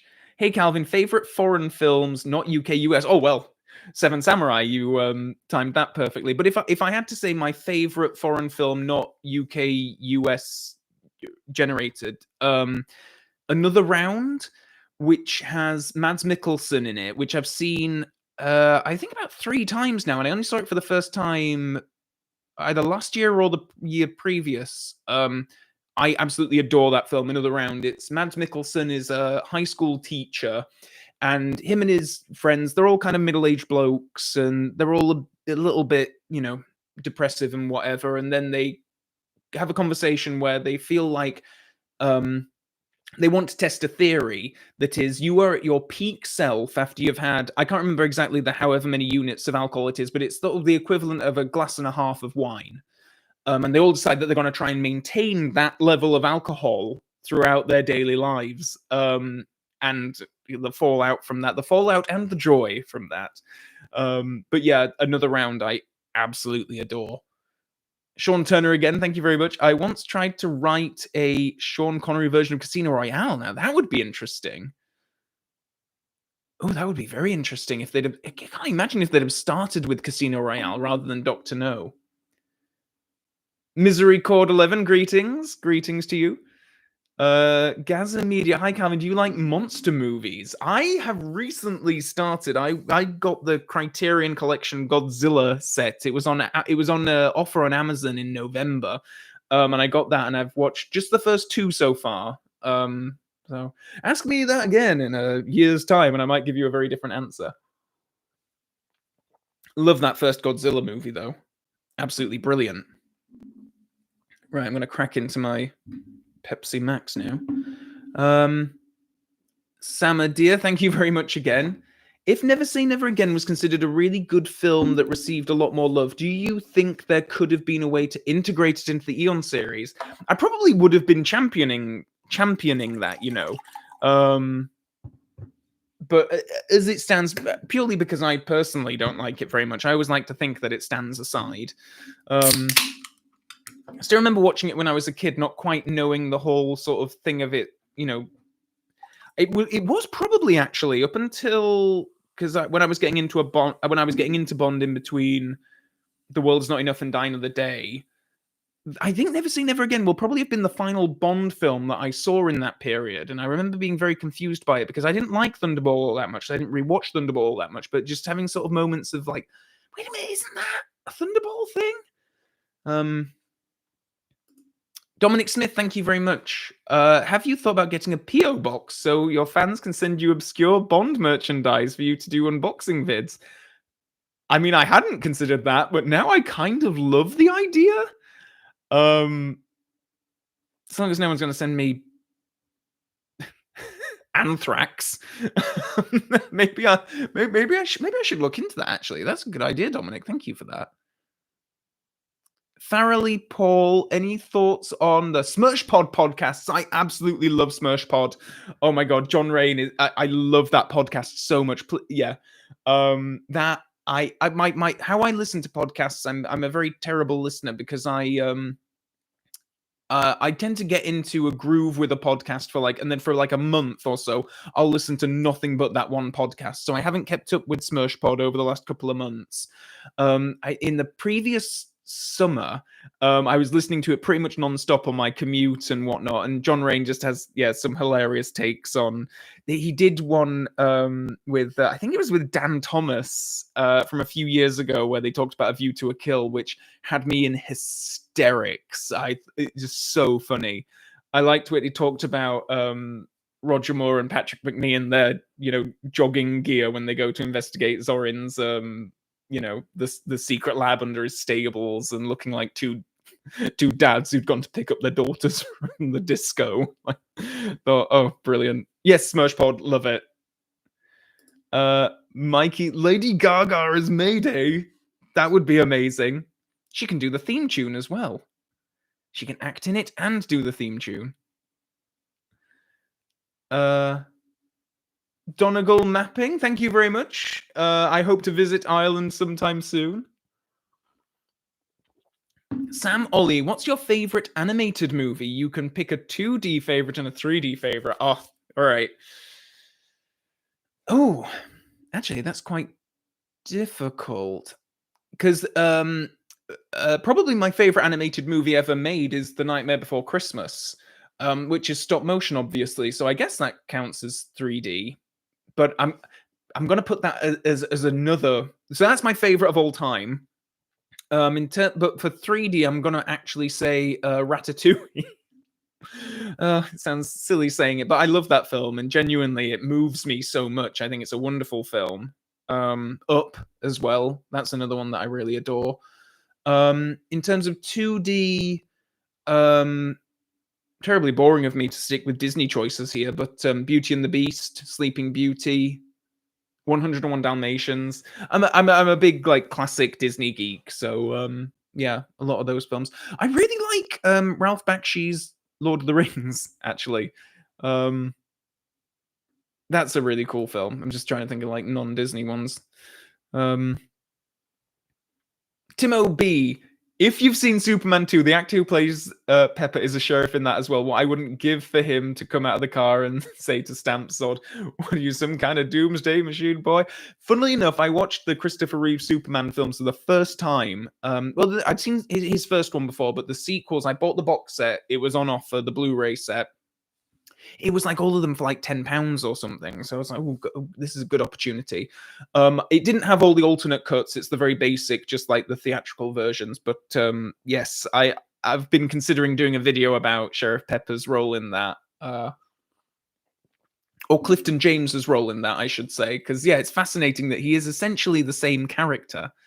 Shulkora, oh, are you a fan of Ralph Bakshi at all? Yeah. Fritz the Cat. Yeah, his Lord of the Rings, I think, is really cool. And I think he's just a very cool and interesting figure, I think. Just hearing him in interviews and stuff, it's, yeah. But yeah, Fritz the Cat it's pretty wild, as far as animated films go. Sean Turner, thank you very much again. What would you think of a Felix older than Bond? That's interesting. That could be interesting if he's sort of like a mentor kind of figure. It wouldn't surprise me if in a future Bond film we have M actually out in the field with Bond as that kind of mentor figure. I feel like they were almost getting there with Ralph Fiennes. Oh, Melanie again, thank you very much. Thoughts on Saw movies? Smoke weed while watching Bond? Like, I've never done the latter. My thoughts on the Saw movies are varied. I think I've only seen 7 of them. Whatever the original run, I've seen up until the end of those, but I haven't seen the Chris Rock one. I haven't seen the latest one. I think there was another one, wasn't there? I really like the first Saw. But it's a mixed bag. I think some I really liked, some I didn't like. On the Diminishing Returns podcast, I was on that talking about the Saw films, funnily enough. We watched them all for that.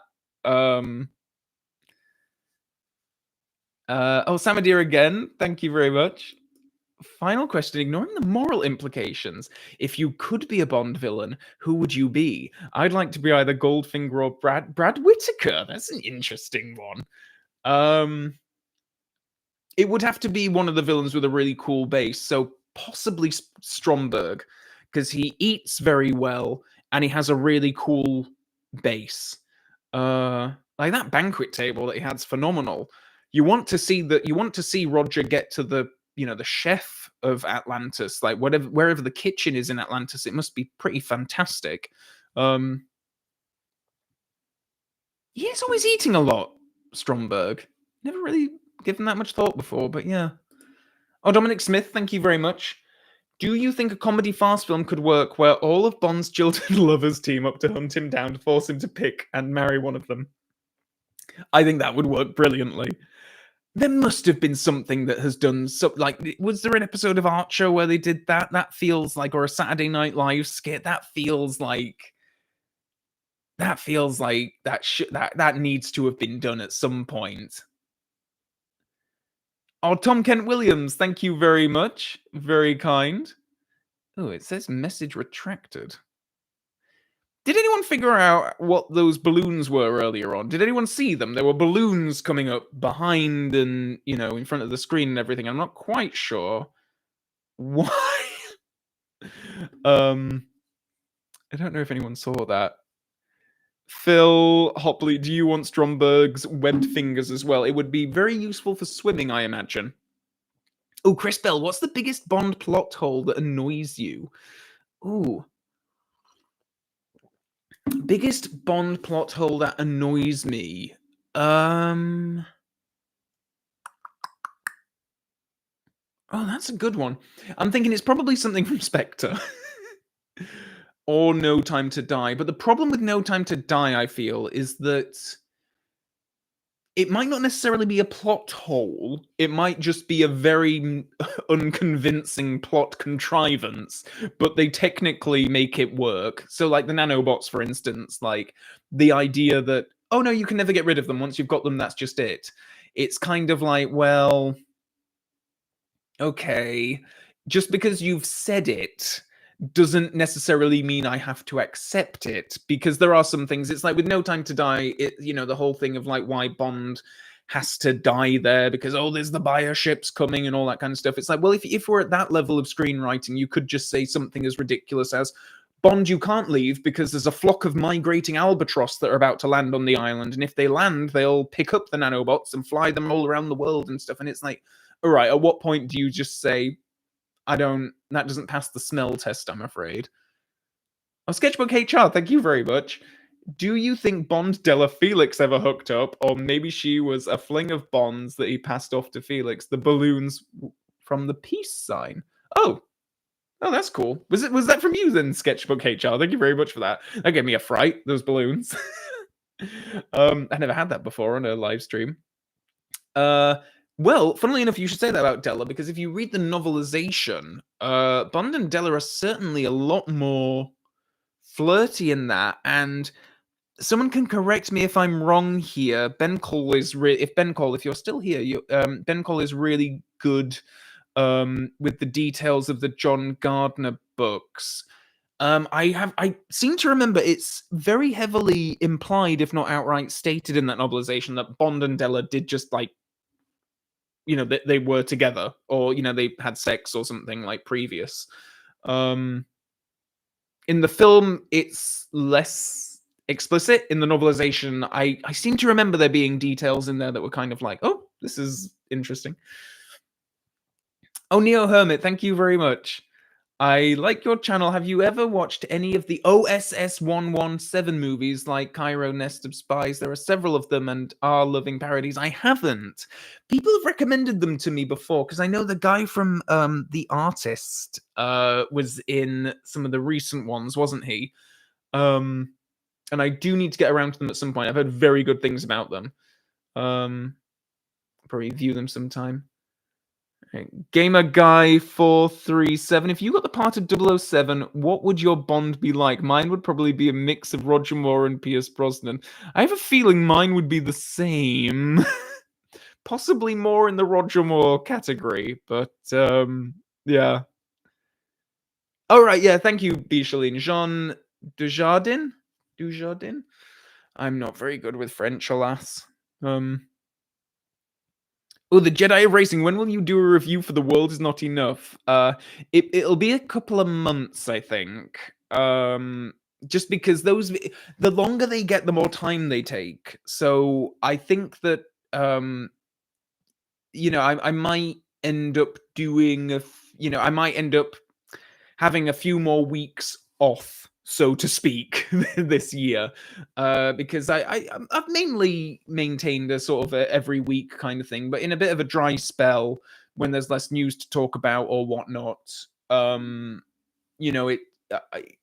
It's harder to have quicker to make videos up on a weekly basis. And I don't want to rush the ones that I really do put an awful lot of time into, like the big in-depth reviews and the ranking videos and all that kind of stuff. So I think, for something like The World's Not Enough, I think that could end up being like a No Time to Die length. That could well be like over 2 hours long. I look at that film and I think like, oh God, I've got so much to say about that.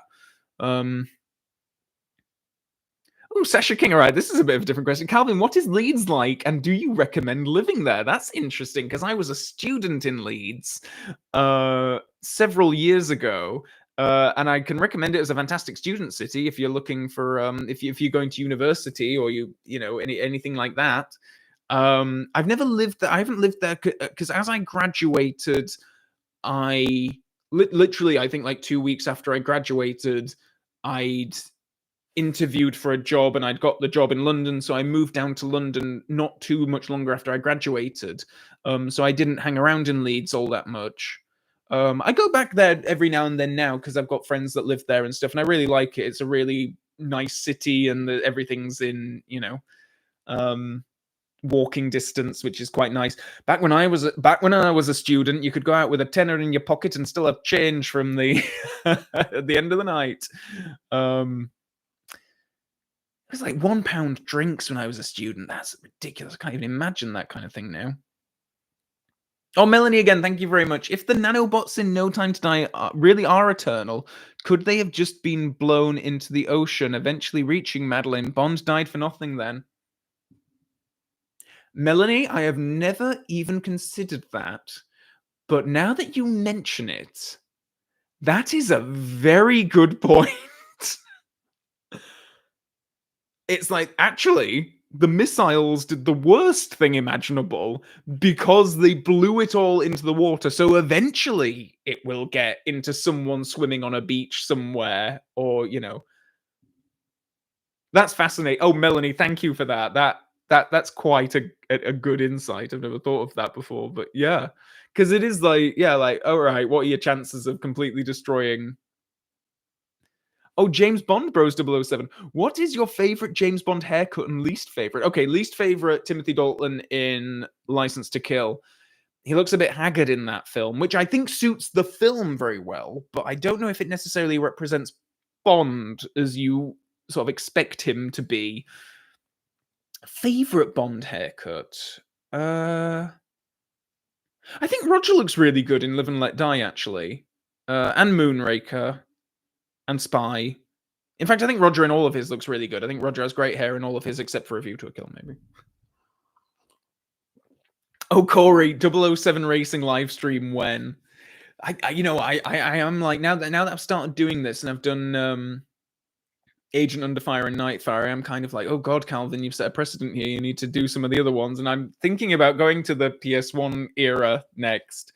007 Racing will likely just be... It'll go all right for about 20 minutes, and then I'll get to that level where there's the forklifts, and then it'll just be an entire 2-hour live stream of me screaming furiously at the screen, trying to get past those forklifts. God, those forklifts. Oh, sorry, there was just a sound outside, but I think that's foxes.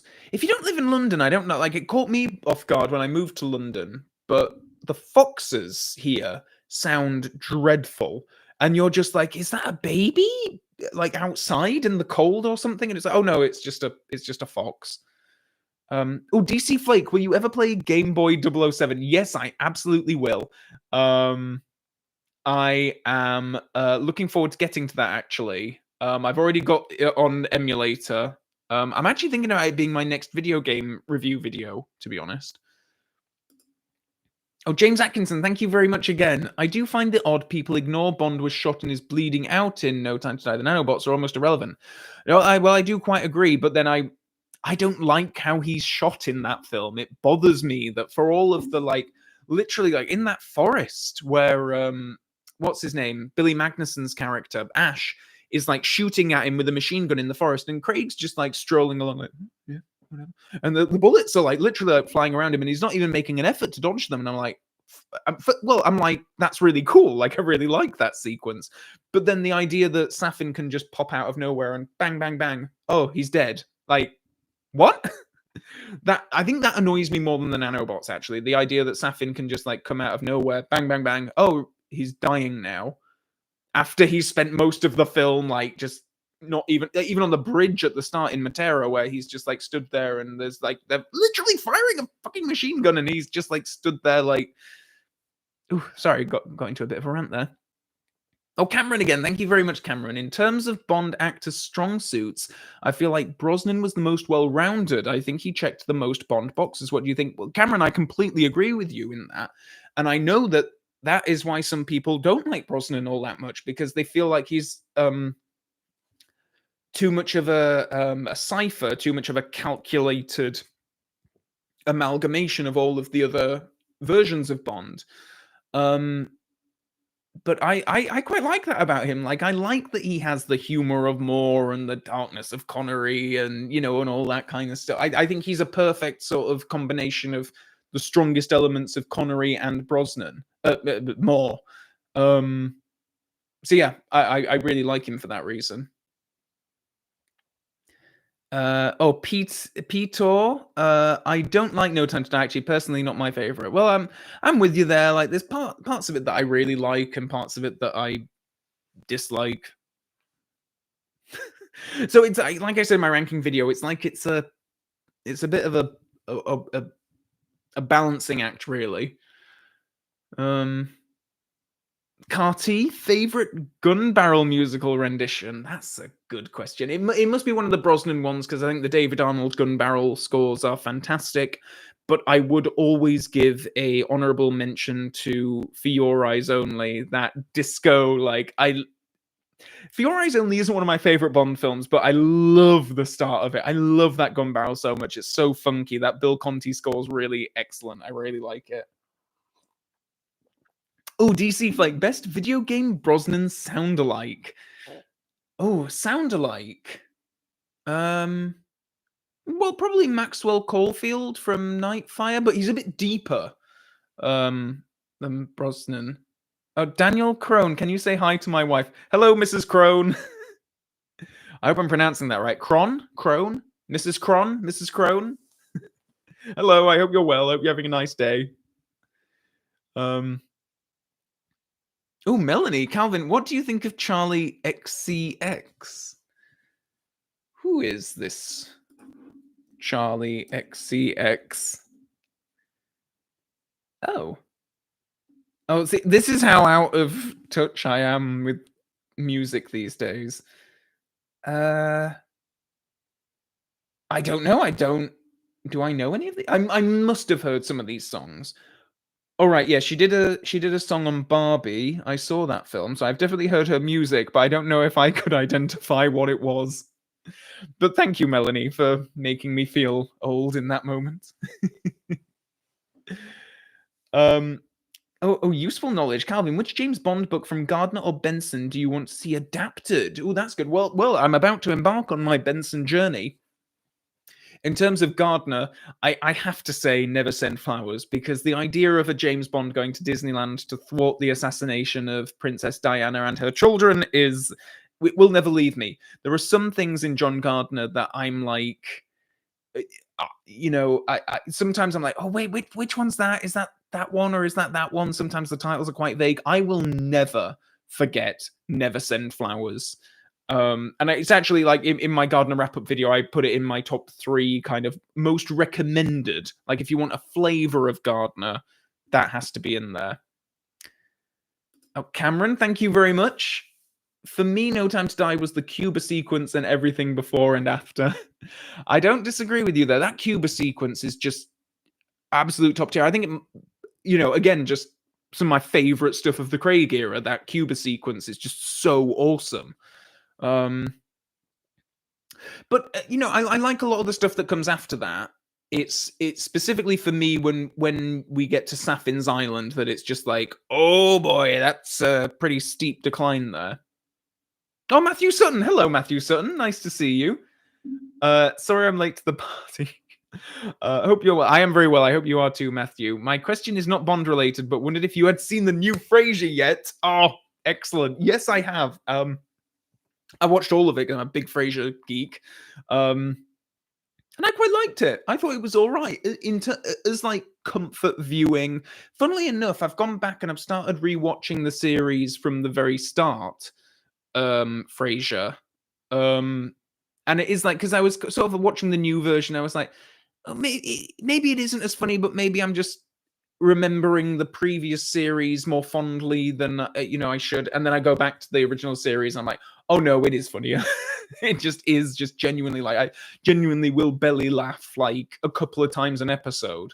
Whereas with the recent Frasier, I don't know if I did, but I liked it still. I had a good time watching it, just as comfort viewing, seeing Kelsey Grammer back. He's an actor that I just love in anything.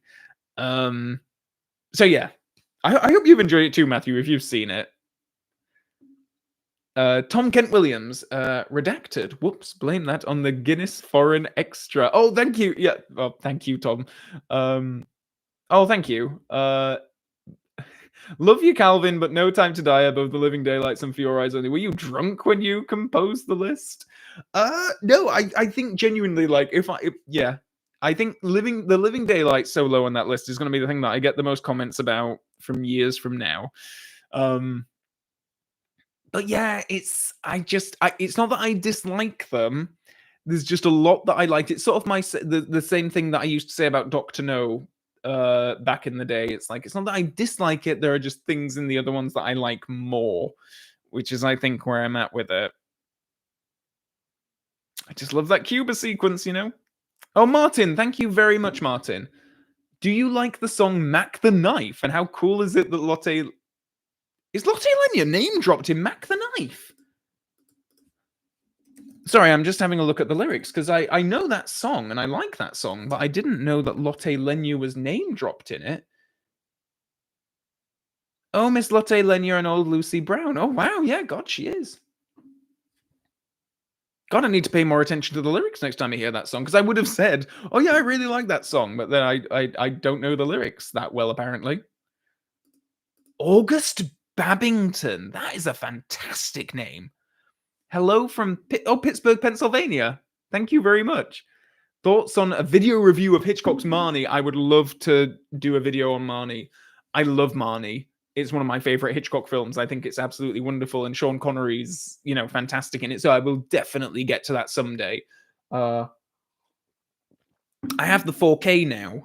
because it was in I think Universal did 3 different sets of Hitchcock films, and Marnie was in the second one, I think. It looks phenomenal in 4K. But yeah, I'll definitely get to that someday.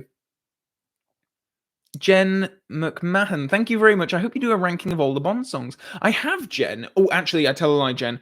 I've done a ranking of the main title songs, but not including end credit songs like The Experience of Love and whatnot. But no, you can find a ranking of all of the main themes on the channel.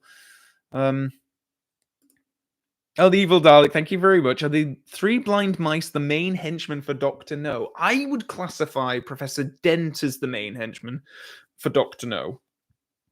But I think that the 3 blind mice are more memorable, I guess. Or not memorable necessarily, but you know, they have a kind of a cool Bondian identity that Professor Dent doesn't really have. Oh, Sean Turner. What if Madeline was Oberhauser's daughter instead? Oh no, that would have been interesting. That would have been cool. I still can't quite believe that they did all of that the way that they did with bringing Mr. White back and everything. Like that was very yeah, very strange. Very strange thing bringing that character back. It's so weird that Mr. White is probably the most significant character in the Craig Bond films, other than Craig himself, in terms of how he connects Bond to all of the various strings. It's fascinating. Oh, Cameron, thank you very much again. As a fellow Frasier fan, what do you think about Kelsey Grammer as a classic Stromberg-esque villain? I would love that. One of my favorite Transformers films is the one where Kelsey Grammer is a villain, and I don't think that isn't because of Kelsey Grammer more than anything else. But yeah, no, I think he's a hilarious, funny guy. Oh, Arkham Ben. Eric Serra's singing is dreadful. I quite agree.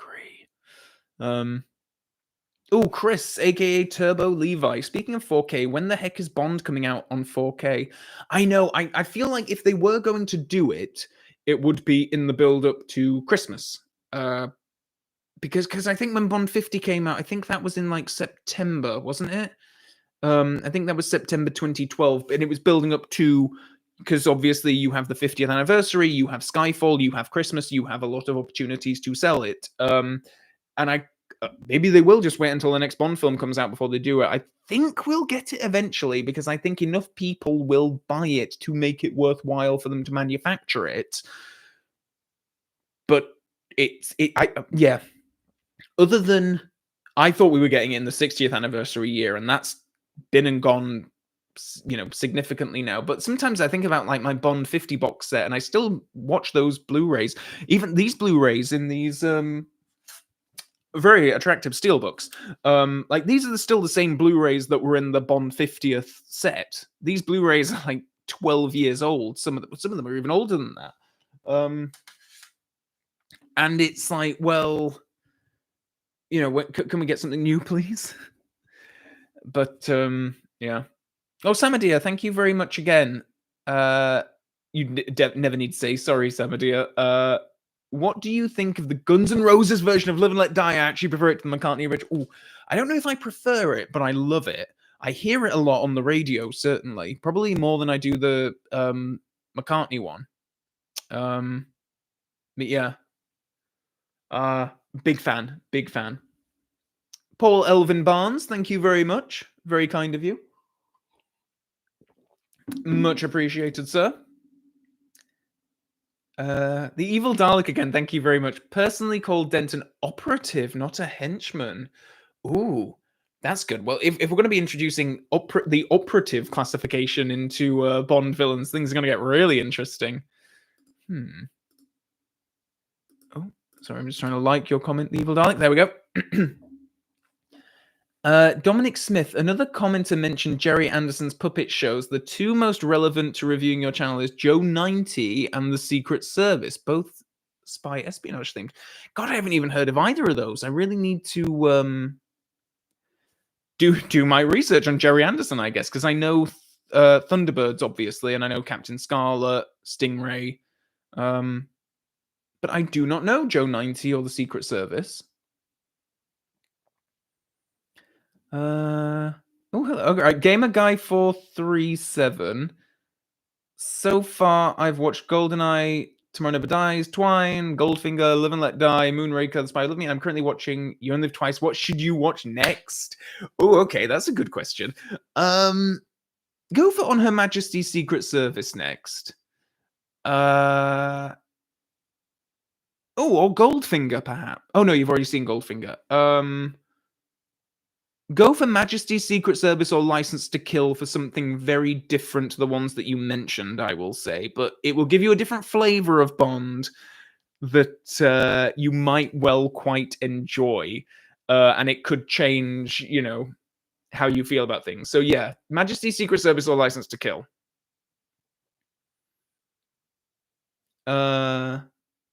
Secret Service is about a priest who lives in a suitcase and can change size.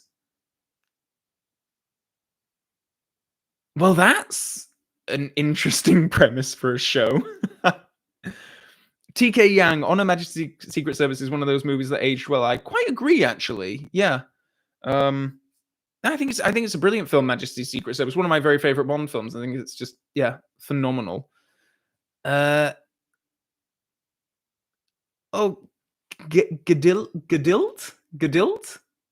I'm pronouncing that right. Love your. Oh, thank you very much. Any plans for more discussions with David? I really. Oh no, we definitely will do more at some point. It is just that now we're out of COVID restrictions and stuff, and managing our schedules in different time zones and whatnot. It's yeah. But the ball is in my court because it is going to be on my channel next for Diamonds Are Forever. So we will get to it eventually. But yeah. No, we will. We need to finish them, even though we've gotten more and more. Like every now and then, I see a comment on the videos that's like, "Why do you call these debates? You just end up agreeing with each other." And it's like, well, yes, because we're at the films now where we're kind of like not. It's not like Quantum of Solace that he really likes and I don't care for so much, or Moonraker, which I really like and he doesn't care for so much. We're in the ones that we're a little bit more, but there's still a debating element, I think. Oh, Film Nerdy, thank you so much. The drinks are going very well. Have you considered doing a review of a game called No One Lives Forever?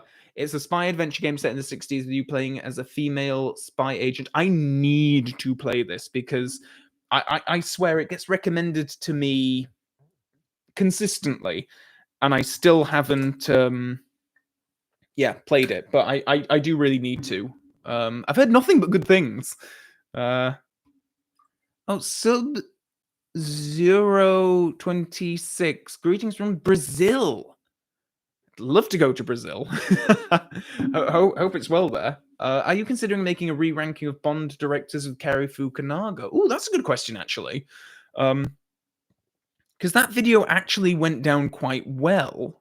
In terms of like views and like, the funny thing is, like when it comes to the YouTube algorithm, as someone putting a videos out there, you have no control over how a video is like, spread out there in terms of YouTube. But every now and then a video will just suddenly, you'll look at the views for it and you'll be like, huh, that's got a spike for some unknown reason. And it's just because I suppose that YouTube put it into their algorithm. And the Bond directors one did actually do quite well for me anyway, in terms of, so I do wonder if I should actually do another Bond ranking, including Cary Fukunaga. The thing is, I don't feel like it would change that much. I feel like I would just be inserting Cary Fukunaga into the thing as it is. So I don't really know where I'd place him actually, because I think he's a good director, but I don't care for No Time to Die that much. So. Oh, Paul Elvin Barnes, thank you very much. Sean Turner again. Thank you very much, Sean. If Madeline was Oberhauser's daughter, then Waltz could have been an adapted Dexter Smythe from the short story as a Spectre member rather than Blofeld. Ooh, that would have been interesting. That would have been very interesting. There is still a good deal of material to mine from the Flemings, which I would be curious to see if they will do in the next incarnation of Bond. I still think we'll get a Bond film titled Risiko at some point. Dean Jones. Hello, Dean Jones. Nice to see you. Hope you're well. Enjoyed the ranking video. Will you do a ranking of all the main Bond villains one day? I absolutely will. I was talking earlier on about just how it's slightly difficult when it comes to the villains, like, you know, Kamal Khan and Orlov and Whitaker and Koskov and all the different Blofelds and stuff. Just what I'm still sort of stuck in the kind of like, how do I categorize all these? But I definitely will do eventually. Supreme Emperor Keezer again, thank you very much. Calvin, did you watch Robot Wars on BBC Two back in the day out of curiosity? My favorite was Razor with that hydraulic piercing ram. I loved Hypnodisc. I didn't watch Robot Wars religiously. One of my best friends, Sam, he did. And I think he even had the game and we played the game, but he was very in tune with Robot Wars far more than I was. But I would watch it occasionally as a fan. Yeah. Oh, that's fun. That was a nice trip down memory lane. That was a nice trip down memory lane. I just went on in my head for a few seconds. Matthew Sutton, thank you very much. Will you be going to any Cue the Music shows to see? Yes, I absolutely want to go to the October show. It's very close to my birthday. It was very close to my birthday the year previous as well, which is why I wasn't there, because I'd already made arrangements. But this year I'm like, nah, I'm gonna go. Need me some Cue the Music this year. I hope you've enjoyed them, Matthew. If you've been to them, Cue the Music, they're really awesome. And Warren Ringham is just such a, you know, the amount of stuff he needs to go through to organize those shows is just insane. And there's such like genuine, like I've talked about this in other videos, but there are songs where it's like I prefer their version of it to the like the, you know, the original version. Like their version of Another Way to Die kind of made me like, oh, maybe I like this song actually. And then I went back and listened to the Jack White, Alicia Keys version. I was like, oh no, I just like the Cue the Music version. Paul Elvin Barnes, thank you very much. Oh, from San Francisco. Love it there. I was there October 2022. Was wondering if you ever seen Bay of Blood starring Claudine Auger. It's a horror film from Mario Bava. Okay, I'm adding that to the watch list. Is it a giallo? Sorry, I'm just making a note on Letterboxd. Bay of Blood. All right, excellent. Because I do need to expand my giallo. Oh, it's on Amazon Prime here. Excellent. Oh, okay, I'll get to that soon then. Excellent. Thank you for that, Paul. Right. Sam Ollie. Harry Saltzman also asked Jerry to write a potential script for Moonraker if you want to check that out. Oh, okay. I will do that. Jamie Anderson is very helpful when it comes to other creators who would probably lend you a copy. Oh my God. Right. Thank you, Sam. All right. I'm going to look into this. Bloody hell. I'd be very curious to read that Moonraker script. Oh, Cameron again, thank you very much. Do you think On Her Majesty's Secret Service would have benefited from having Connery as Bond, or do you think his decreasing enthusiasm for the role would have hurt the film? The latter, sadly. If we could have had On Her Majesty's Secret Service with Connery at his Goldfinger Thunderball peak, then absolutely. But you know, You Only Live Twice. If he'd have continued on that, you know, I don't think it would have, you know, and I don't think, crucially, I don't think we would have got Diana Rigg in On Her Majesty's Secret Service if Connery had starred in it. So I think that that's another crucial element that is like, I'm actually kind of happy that history worked out the way it did. Oh, the Evil Dalek. Dent equals Kronstein. Osato. Metz equals operative for me. Oh, interesting. Okay. Oh, right. So Dent, Kronstein, Osato, Metz are operatives rather than henchmen. You know what? I don't think I disagree with that qualification.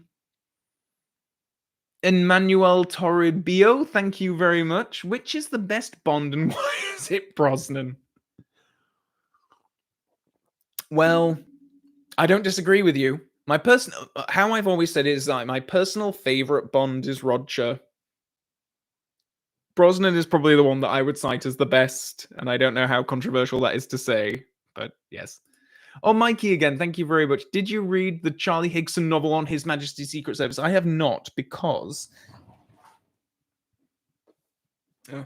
I was going to pull it out then, but pull the book out. God, yeah, no, it's tucked away at the back there. No, I haven't, because I'm still trying to make a thing of going through the Bond books in publication order. So I will get to it in about 2028. That's right. So if you're still following the channel, then Mikey, you may well see it. But no, I haven't. I'm looking forward to it though.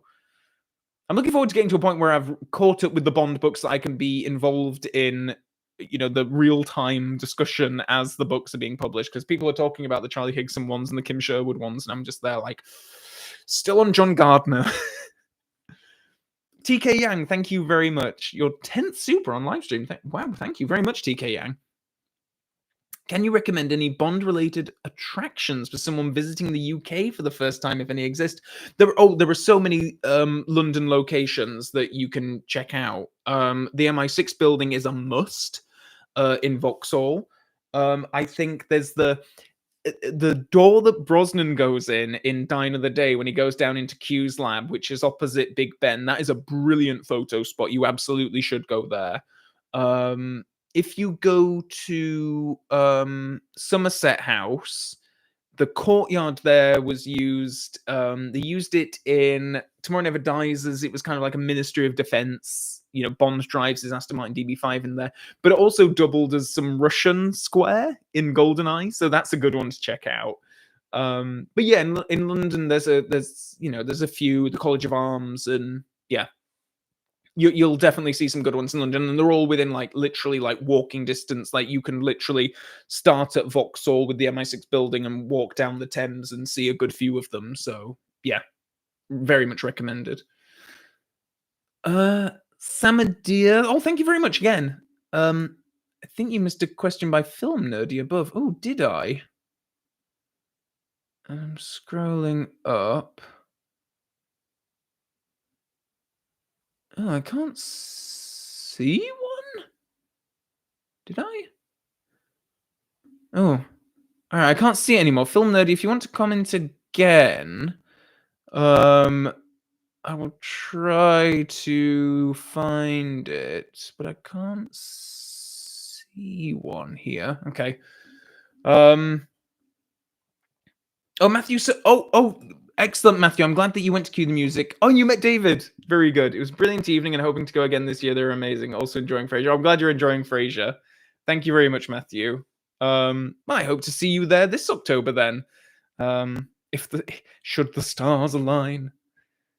Matthew Gruenholtz, thank you very much. GoldenEye equals Moonraker novel, Nuke London, EMP London, Nazi Revengist, Leon's Cossack Revengist, etc., etc. Now that you're mentioning it, Matthew, I'm seeing it, and I've never seen it before. So I might have to actually go back and reread Moonraker with that in mind. The idea that that GoldenEye could be a modern adaptation of Moonraker. Huh. James Avery, thank you very much. Do you think that up until the dive to the HMS Devonshire, that Tomorrow Never Dies could be a top 5 Bond film up to that point? Best soundtrack for me. Oh, no, I love that soundtrack. Like that, The World Is Not Enough, and Dine of the Day are 3 of my absolute favorite Bond soundtracks. I would say, I love Tomorrow Never Dies anyway. Like, it's in my top 10. I really love that film. So it's not just an up until the HMS Devonshire for me. Like, I love the motorbike chase and the action on Carver's stealth ship and all that. Yeah. But yeah, no, I love that soundtrack. Just David Arnold is an absolute best. I rewatched The Stepford Wives recently, which is not a very well-reviewed film. It's one of my... I don't like to say guilty pleasure films, because I think if you enjoy a film, you enjoy it. You shouldn't have to think like, oh, well, if I like it and other people don't like it, it's a guilty pleasure. But The Stepford Wives is a film that I really love that was not terribly well reviewed. But David Arnold's soundtrack for that is just one of my favorite movie soundtracks of all time. I absolutely love that soundtrack. Oh, Bondman Productions, PPK or P99? I think I have to go with the P99 just because I was used to playing with the equivalent of it in Bond video games, though I think the PPK is a bit more iconic. Will P, me and my friend really, really want to know your favorite James Bond Jr. villain. I have to say this. I haven't seen every episode of James Bond Jr. But I might have to go with the chameleon because that ridiculous thing of his face changing shape is just so nonsense, but I kind of love it. But I reserve the right to change that opinion once I've seen more episodes of James Bond Jr. Oh, Cameron, thank you very much again. All right. Assuming you had to, what artist would you choose to record a redeeming cover of The Experience of Love? Oof, that is a good question. Lana Del Rey. Sam Smith. Let's annoy more people and give Sam Smith another chance at a Bond song. I really like Writings on the Wall. I'm probably one of about 10 people on Earth that genuinely really like that song, but yeah, no, I really do like it. Oh, thank you very much again, Sean. You seen any ATJ projects since the rumor? Aaron Taylor Johnson. I don't know if I have. What's he been in recently? Aaron Taylor Johnson. Because I'm kind of like, I will see Craven eventually when it's out on streaming, maybe. But what's he been in recently? The King's Man I've seen. Tenet I've seen. But I haven't seen Bullet Train yet, and I would quite like to. God, he's only 33. I'm getting to a point now where it's like, God, by the time that they get around to the next James Bond, he's probably going to be younger than me. Oh, Film Nerdy, thank you very much. That's very kind of you. Oh, Peter likes Writings on the Wall. That's good. Oh, DC Flake, I would have liked to have heard Seal do a Bond theme. That would have been interesting. Oh, Joe Concerts HD. I have not seen the new Wonka film. But I've heard very good things, and I do quite like Timothée Chalamet. So, yeah. Oh, Ramulkin. Which Bond has the least convincing English accent? Oh, that's... Sean Connery, by the end of his tenure, was very unconvincing. So yeah, I'm probably gonna have to go with that. I feel like he just... By the time Diamonds Are Forever comes around, it's just Scottish. Trans-Siberian Pipeline, hello. Thank you very much. No Time to Die be on your rankings if James Bond did not die. Oof. Well, that's difficult because they would need to invent a whole other climax. And I think a part of my problem with No Time to Die is that it feels like it's gearing up for a climax, and then they decide that they need to kill James Bond, and it kind of just stops at that. So I feel like it has a real pacing issue. So I feel like it would need an entirely different final, like 10, 15 minutes. But it would probably be higher because all of my problems with it kind of do fall down on the idea that, right, we've decided we need to kill James Bond and we need to contrive all of the plot and characters to get to that point. So yeah, it would probably be higher, but I don't know how high because that entire final act would need to be adjusted to, make it work. Oh, Emperor Palpatine. Thank you, sir. Hey, Calvin, have you thought of examples of the Mandela effect in Bond movies? For example, people swear Jaws' girlfriend had braces when she never did. I did a video about that, Emperor Palpatine, and I can tell you that to this day, I receive comments on it from people telling me I'm wrong, and she did in fact have braces, and I'm an idiot because I never saw it on VHS, even though I did. The thing about people who swear that she did have braces is that it's always on the version previous to what they have readily accessible. So I've had people swear down to me that Oh no, it was definitely on the special edition DVD. It was definitely on the VHS. It was definitely on the Laserdisc. It was definitely on the TV screenings and whatnot. And it's like, well, I've got the video from 1999, whenever it was released, and she doesn't have them. I checked that a couple of years ago, and but yeah, it's I've just yeah, I don't regret doing any video. That video, just because of the comments that I get on it, I'm just like, oh god, yeah. It's rough because I feel like, other than like the actress herself has said that she never wore braces. Like, what more proof do you need? I feel like until I can actually acquire a original 35 millimeter, like if the film was still in the camera and I ripped it out and like scanned it and said like, look, she never had them, that wouldn't be good enough. Oh, sorry, I went on a bit of a tangent there. Oh, Hosni, hello, Hosni. Hello. What do you think are some locations that have yet to be in a Bond film that you think should be featured? New Zealand is one I'd love. I completely agree with you in New Zealand. Um, I think Australia as well, I think would be really interesting. I think Iceland. I know that they went there for a bit of No Time to Die Another Day second unit filming. And a lot of the Ice Palace stuff was on sound stages and everything. I'd like them to go back to Iceland proper, because Iceland is my favorite place I've ever been on Earth. Like, I just think that the landscape there is so dramatic and powerful and wonderful. I would love to see them do more with it, because I don't think any of the principal actors even went to Iceland for that film. But yeah, I would love that. Sean Turner, you should also watch Nowhere Boy, directed by Aaron Taylor Johnson's wife, Sam. He plays John Lennon. His wife is also directing the Back to Black Amy Winehouse biopic. Yes, she is, because I saw that trailer, and I'm curious to see how that movie turns out. I'm a big fan of Amy Winehouse's music, so I will see that film. But yeah, curious to see how that turns out. Thomas Bicknell, let's celebrate your 20th Super on a live stream. That's a pretty astonishing accomplishment. Thank you very much. Hi from Sarasota, Florida. I was wondering if you're familiar or aware of Never Too Young to Die, a Bond knockoff that somehow managed to secure Lazenby. Googling this. Never Too Young to Die.